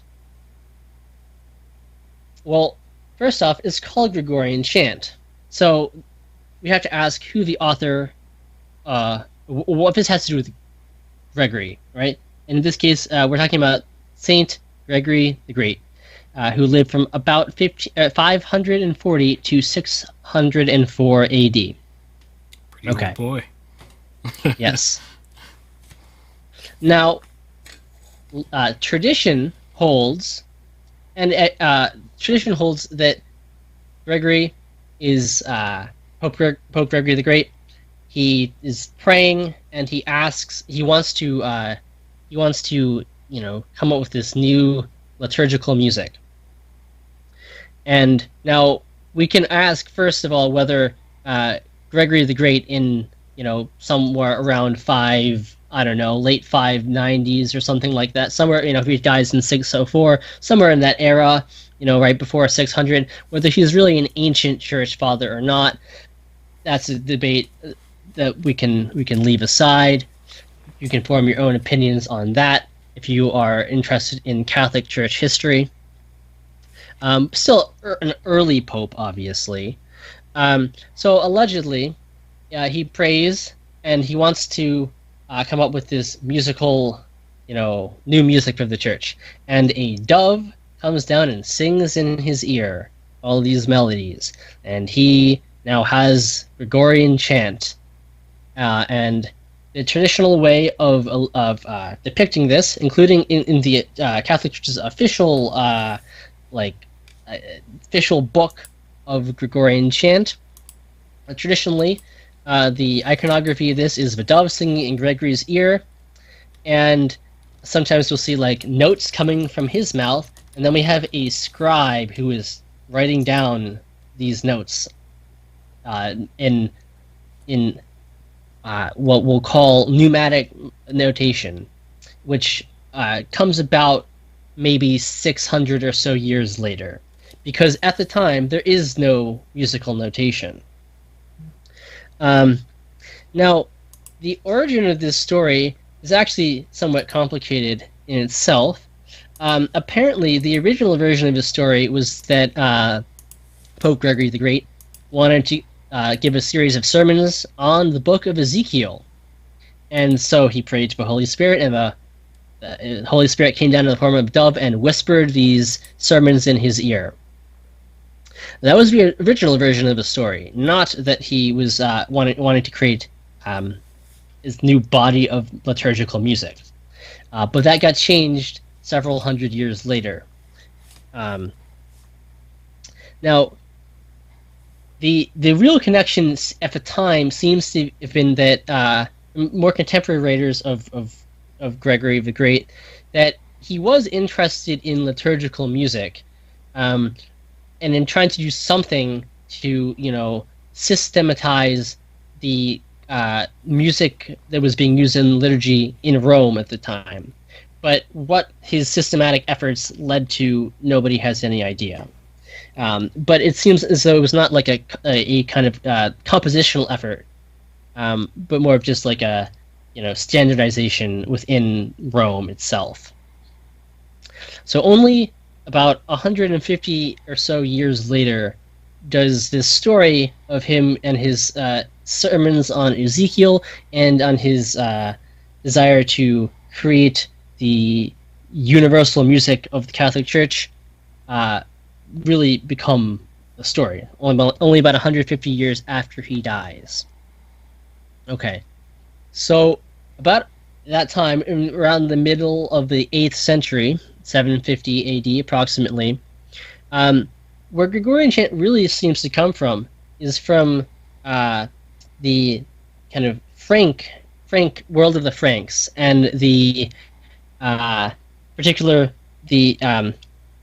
the efforts of Charlemagne, the Holy Roman Emperor. Okay, and he wants to, in an effort to unify and consolidate his Holy Roman Empire, right? He is interested in unifying liturgical practice, and it seems that the scholars believe that the origin of Gregorian chant is from around this time, and that it's kind of a fusing of old Roman chant and kind of Frankish chant traditions, and that this kind of fusion, which comes to be called Gregorian chant, Charlemagne and his successors push very hard throughout the Holy Roman Empire.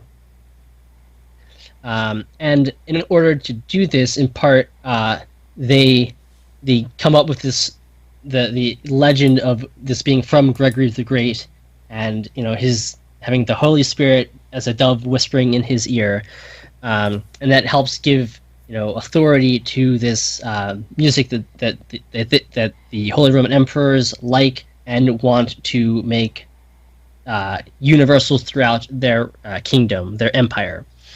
Wouldn't the locals know that like how does that lie work? You know what I mean? Like, well, I'm not sure how much the average person in 750 really knows about what happened 150 years earlier. I don't know. No. I mean more like how do they not? They know that there's a diversity of liturgical music. Oh. You know what I mean? Like how do you know? How do you get that past them? You know what I mean? How does that make sense? That this is the universal music? Yeah. Well, by giving it a stamp of authority from the Pope, I think is, and saying it's from Gregory, who is already a quite revered Pope. 150 years later. Mm. I imagine is probably how that came about. Now, there are lots of chant traditions in the Catholic Church at the time. In particular, the ones that we know the most about, not that we know very much, we have Gallican chant, and in the British Isles, Ambrosian chant, which does survive in some form today.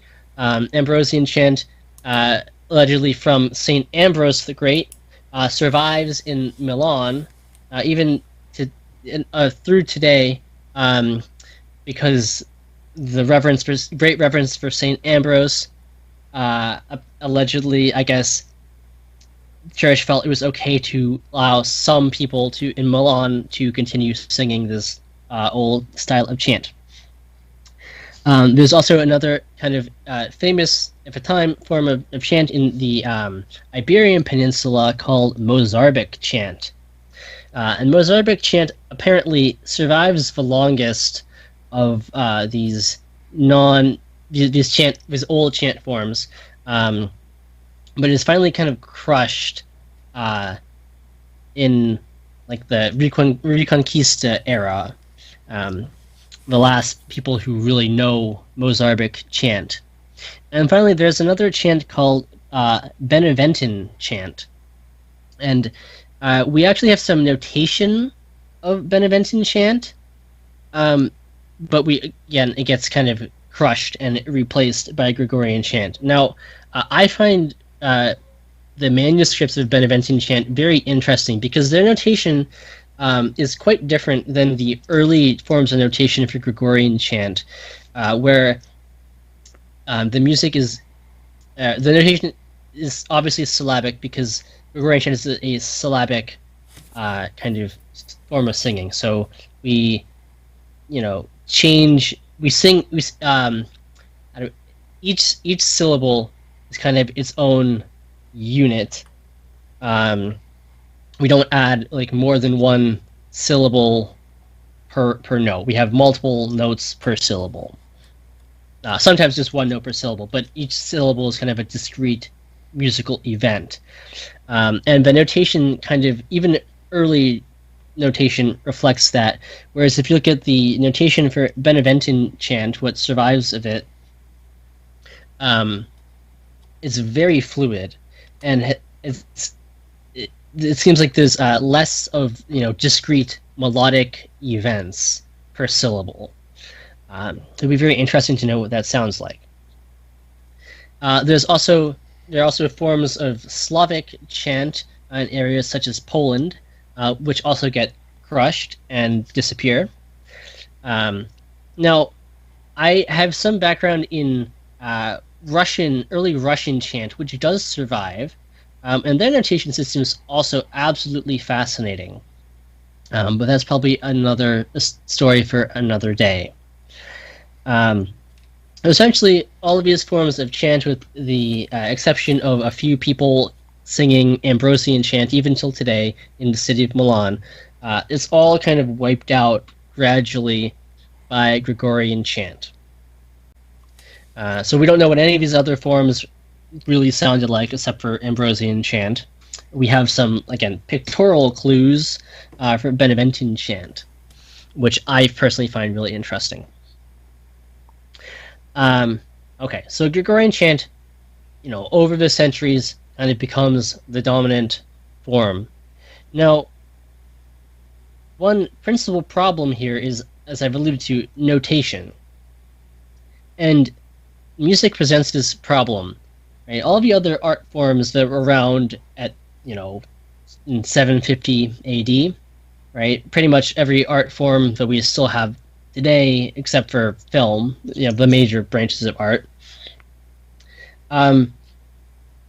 I guess maybe not dance, but art that can be used in a liturgical sense, certainly. It's not. Every other kind of art is something concrete, right? We have writing, which has been around for thousands of years at this point. Visual art, right? Painting. It lasts, and they may not permanent, but it's a fixed thing. Architecture. I mean, we still have cathedrals from this era, right? And buildings from this era that still exist. Okay. Music is in contrast to this, is totally an ephemeral art form. Right? The moment it exists, it stops existing. So, in order to transmit it, right, humans had figured out writing approximately 5,000 AD, so 6,000-ish years before this. Really, you mean 5,000 BC? Yes, BC. But what did I say? 80. Oh, yes. Yeah, we're not quite there yet. Yeah, so it takes people a very long time to come up with how to capture music. And, in contrast to language, where in general what writing tries to capture, in general, is it tries to capture discrete units that are phonemes and words, right?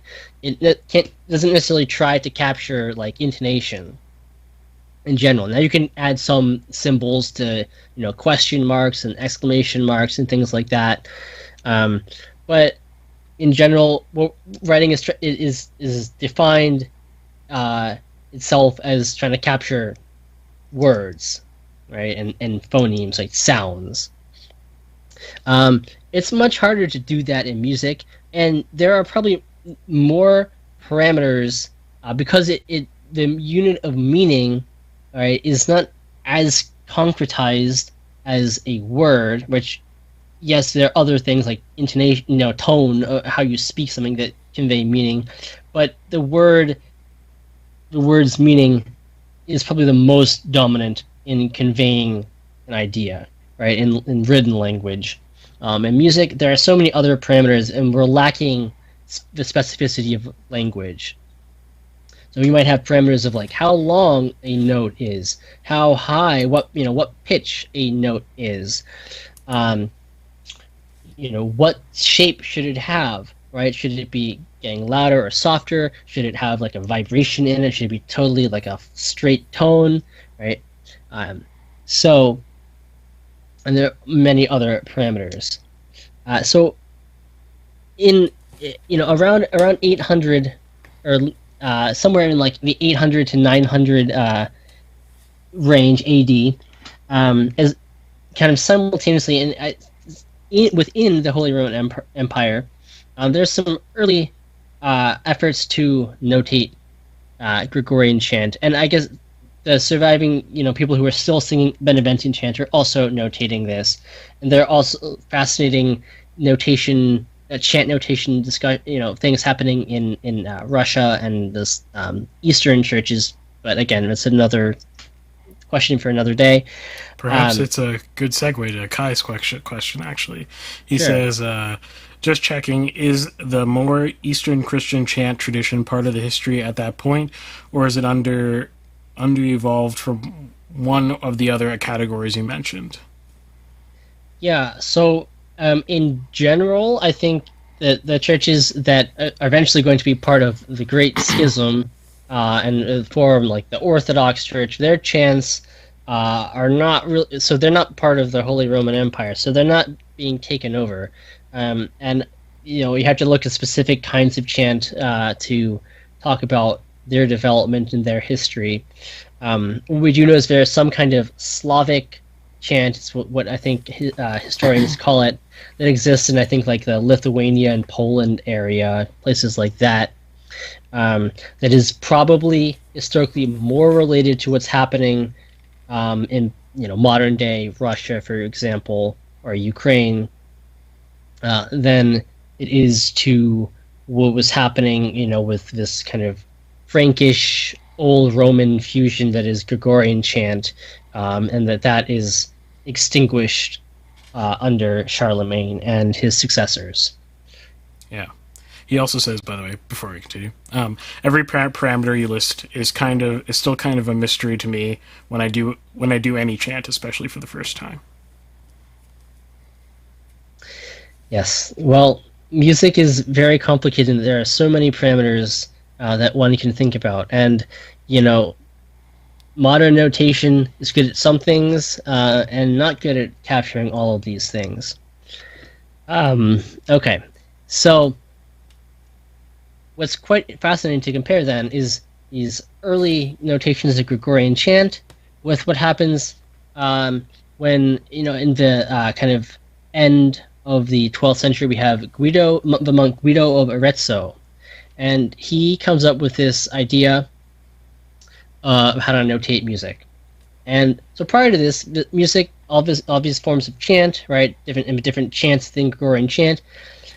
It's an oral tradition. It was passed down, mostly like, if I'm a new novice monk, the monks in my community who are already there are going to teach me the chants. And then I know it, and I teach it to the next person who enters the monastery.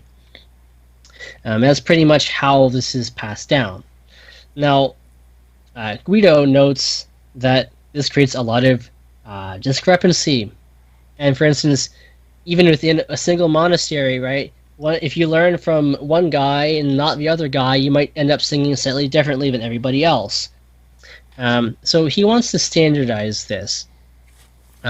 So he creates his own notation system which we'll call, pneumatic notation, which over hundreds of years becomes our modern musical notation in the West. And that's another really complicated story of how the notation changes.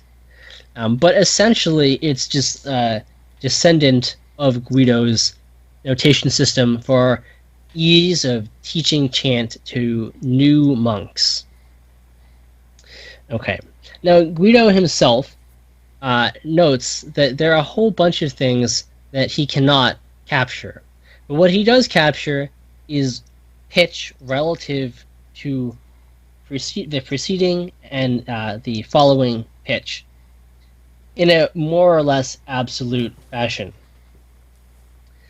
And he also notates relative duration of pitches.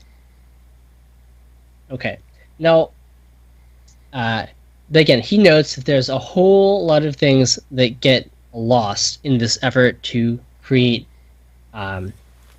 precision in duration and pitch. Now, he can't quite tell us exactly what these things are, but scholars who really are interested in this stuff, we can compare chants that we know, he doesn't create any new chants, Guido, right? He just notates existing important Gregorian chants in his new notation system. Okay, so we can compare earlier notation of the same chant to Guido and his followers' notation of that chant, right? And in some cases, that gives us some idea of what's happening with this earlier notation. But we also have, written descriptions of some of these earlier symbols, and not all of them, but we have names for many of these. There's a whole, book of musical notation symbols in Guidonian notation, pre-pneumatic notation. And what we can see is that a lot of these really intricate symbols kind of disappear, and we don't know what they mean, and they're not translated into anything in Guido's in his notation system. And is for this reason that scholars think that the name plain chant comes around not too long after, meaning that the chants had become plain, right? That we've lost like a whole bunch of expressive nuances that are conveyed by these old notational symbols. And that is quite interesting. We can attempt to guess perhaps what some of these symbols might have meant, and we have some indication in writings of like what a few other things might have meant, but they're not specific, right? Like it might say like, there'll be a tremble with this symbol, and well, there's nothing in pneumatic notation that is it's just notes, or there's no tremble, vocal tremble, whatever that means. So we don't know what the tremble was, but we know that there is now nothing there, because it cannot be captured in pneumatic notation. So already we have gained ease of spreading this music. We have lost some aspects that had made it what it was. Okay. Now, as the centuries go on, and we, in addition to having this plain chant, Gregorian chant, right now it is notated, like I mentioned before, we start adding harmony to it, we start adding additional lines to it. Again, very complicated topic, and how the church responds to that. Lots of fantastic reading about the Council of Trent, from the Council of Trent, if you are interested in church musical history, but that is kind of outside of the scope of what we're going to talk about. But over the centuries, there are several efforts by the church to, and by individuals, to restore what they call the purity of Gregorian chant, because people, musicians in the church, had started introducing various abuses, so to speak. Now, what that might mean, it kind of depends on context. Maybe you have instruments playing along with the singers, or you have, might have a woman, some women in your choir, or in order to make the Gregorian chant more in line with contemporary musical tastes, maybe some additional embellishments were added to it to make it sound a little bit more like the prevailing kind of popular secular music that was being written. So all of these efforts over the centuries are met with people who wish to reform this. And the Council of Trent, throughout kind of the latter half of the 16th century, addresses a lot of these points. But this continues all the way up until the late 19th century, at which point the monks at the Benedictine Abbey of Saint Pierre at Solet, I'm not sure I'm going to pronounce this correctly, Solesmes, okay, they undertake a multi-year project to compile early manuscripts of Gregorian chant, and to create what they call the definitive restoration of Gregorian chant. Okay, so these monks, they published this effort in the end of the 1893 is when they published their restoration of this book of restored, edited Gregorian chant, and they present it to Pope Leo the 13th. Pope Leo the 13th, and he is not that interested in it because just a few years before, there had been another edition produced by the Church of Gregorian chant. But upon his death, he's succeeded by Pope Pius X, whom we mentioned earlier, and Pope Pius X is very interested in liturgical music, and he fully accepts this effort by these monks, and this is what he calls the returning of integrity and purity to Gregorian chant. Okay, now this effort by these monks in the 19th century almost immediately was criticized by even the musicologists of the day, because they point out that even if you look at the manuscripts the early manuscripts that they collected, there are numerous discrepancies on how they handle rhythm in particular, because rhythm, especially early, is not as clear and precise as pitch. Pitch is easier even initially to capture than duration of time.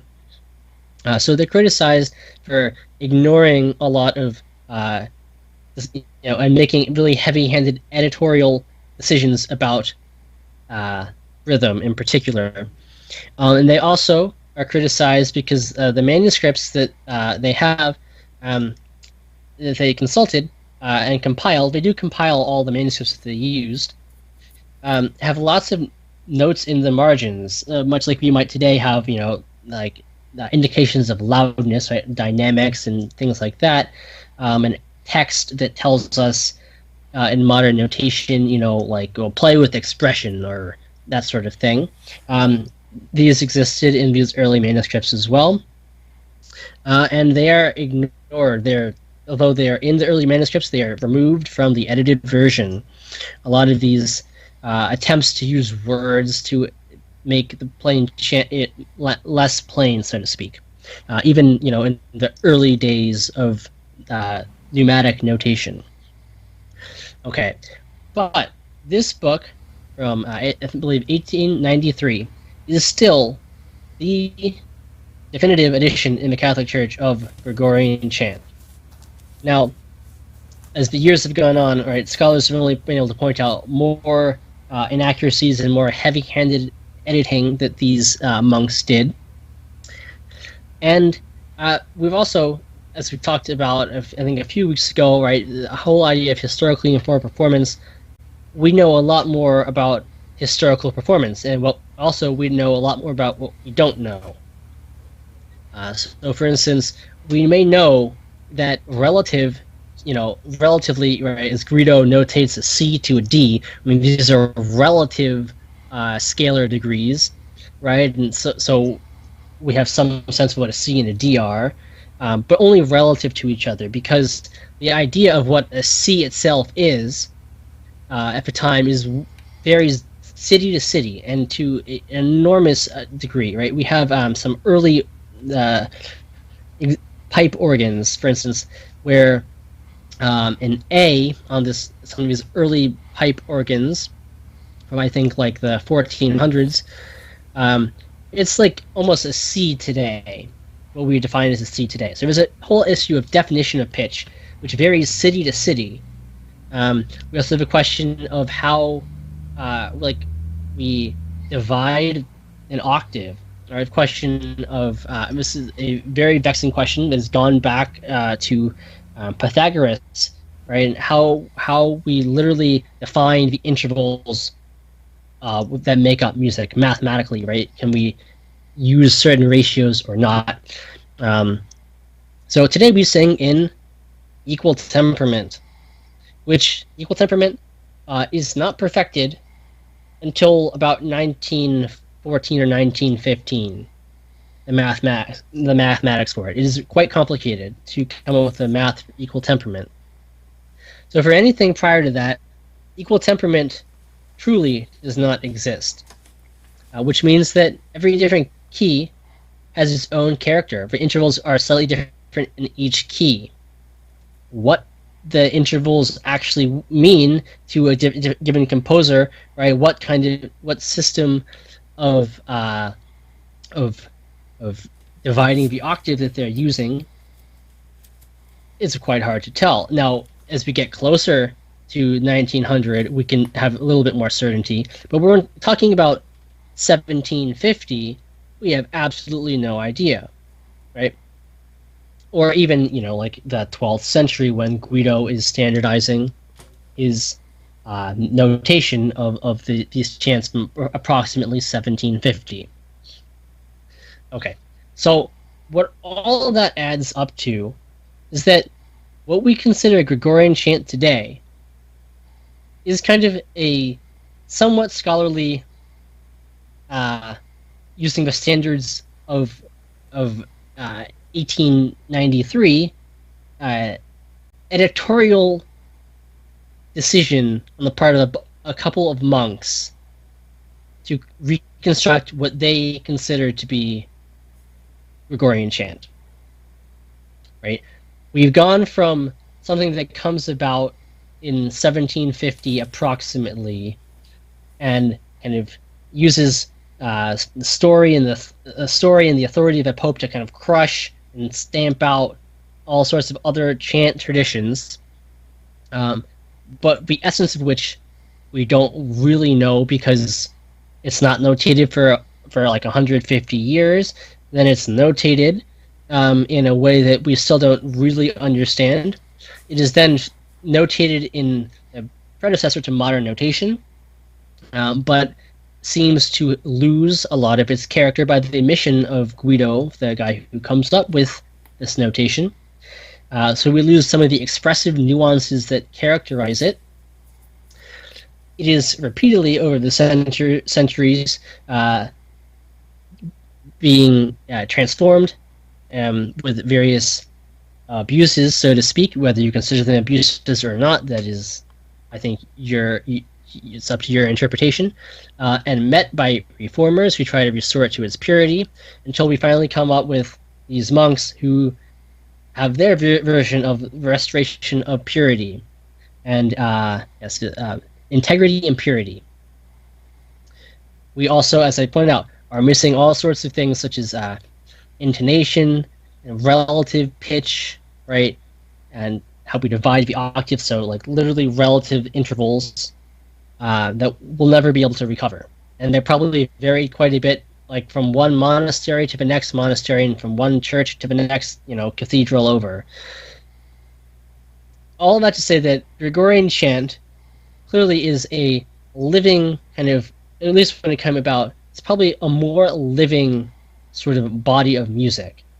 right? Like I said, it's probably so much variance from literally one church of a next church over, from one monastery to the next monastery.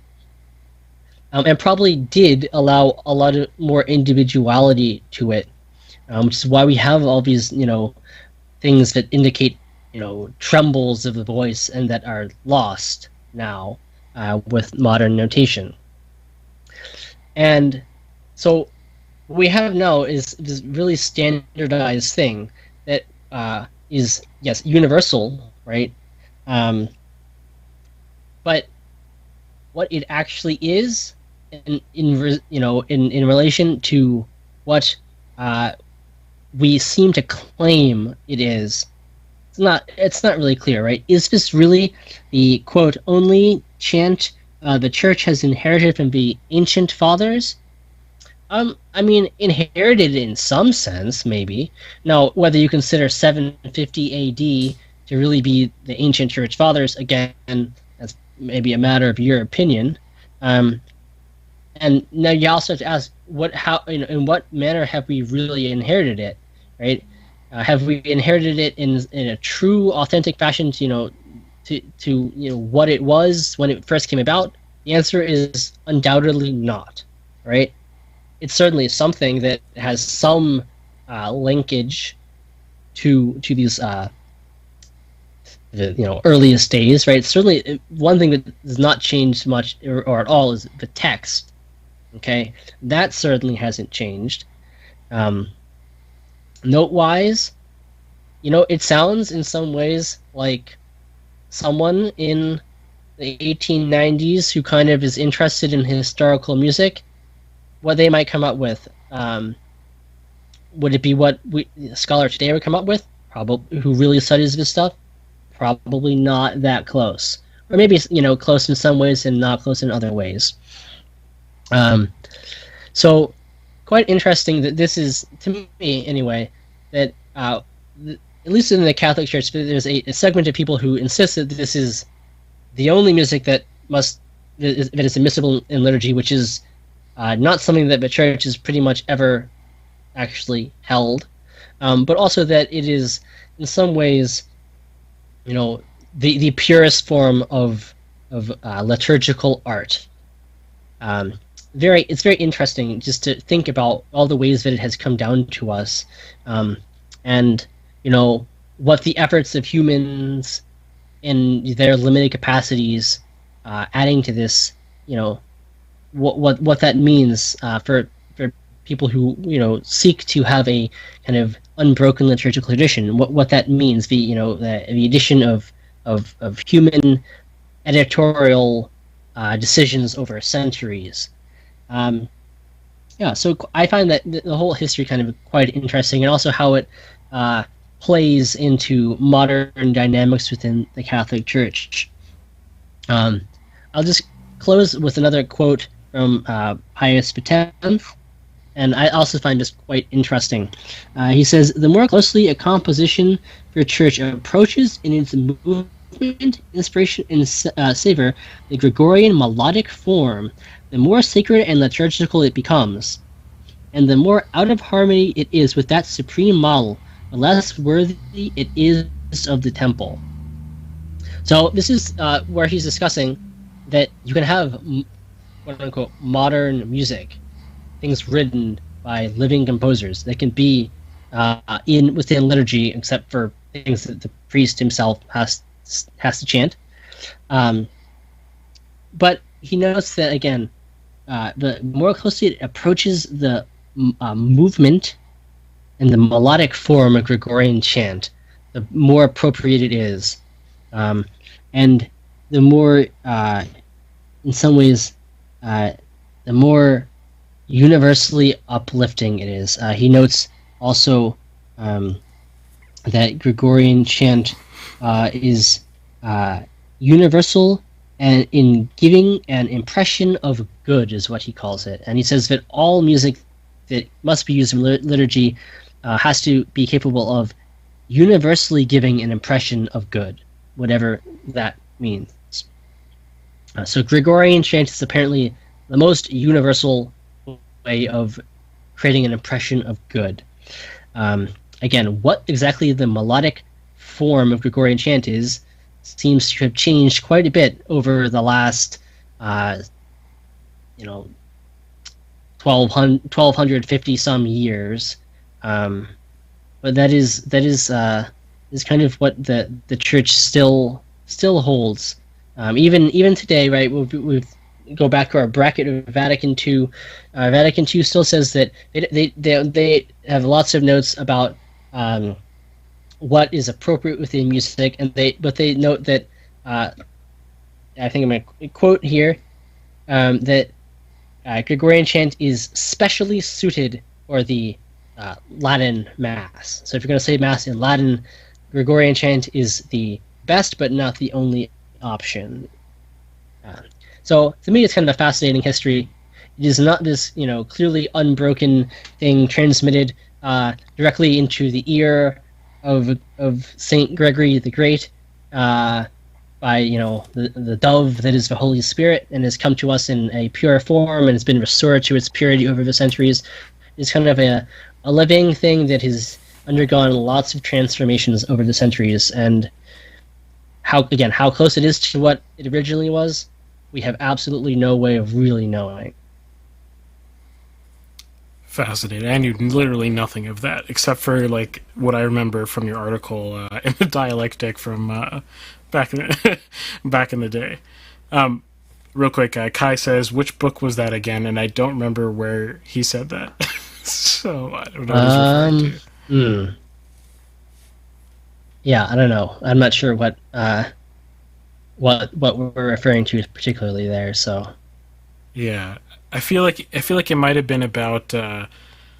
Would you mention a book that the monks were writing, or were they writing a book, or I don't know. they do have like the definitive edition of chant, which I think you can find because it is still like the Catholic Church's definitive. This is Gregorian chant. The name of that is escaping me, but I'm sure if you just look up like Catholic Church, official Gregorian chant, I'm sure you can find a PDF of it. Yeah, and yeah, that's exactly what he's referring to. Actually, he says the Liber Hymnarius, or the Gradual Simplex. So there you go. You figured it out. Cool. No, that was a fascinating topic. I very cool. Yes, probably more than you ever wanted to know about the history of Gregorian chant. Honestly, I wanted to know all of it. That it was very, very simple. It's a relatively simple form of music. That's how it started. And then that was it. But, yeah. Yeah. Well, if anything, it's become simpler as it has gone along. Yeah. Kai says that was the correct amount. Oh, that was awesome. That was the correct amount. What you talked about. Oh. Nice. Yeah. Sweet. So that's all I have on Gregorian chant. So. nice. Sweet. Well, you want to take us out, Ben? Yeah. Well, thank you for listening to us on Mixed Media, or watching or listening to us on Mixed Media tonight. Make sure you check us out at mixedmediapodcast.com. Link is pointing in the right direction down there. Where you can check out all the places where we are streaming, and you can check out our Discord where we are always talking about art. You can also check out our locals page where you can support us. Special shout out to K Kairos, 909 Crime, Rob Sharma, and Post. I believe, yes, our 4 supporters on locals. Sweet. Well, we'll see you next week. Yeah, see you next week.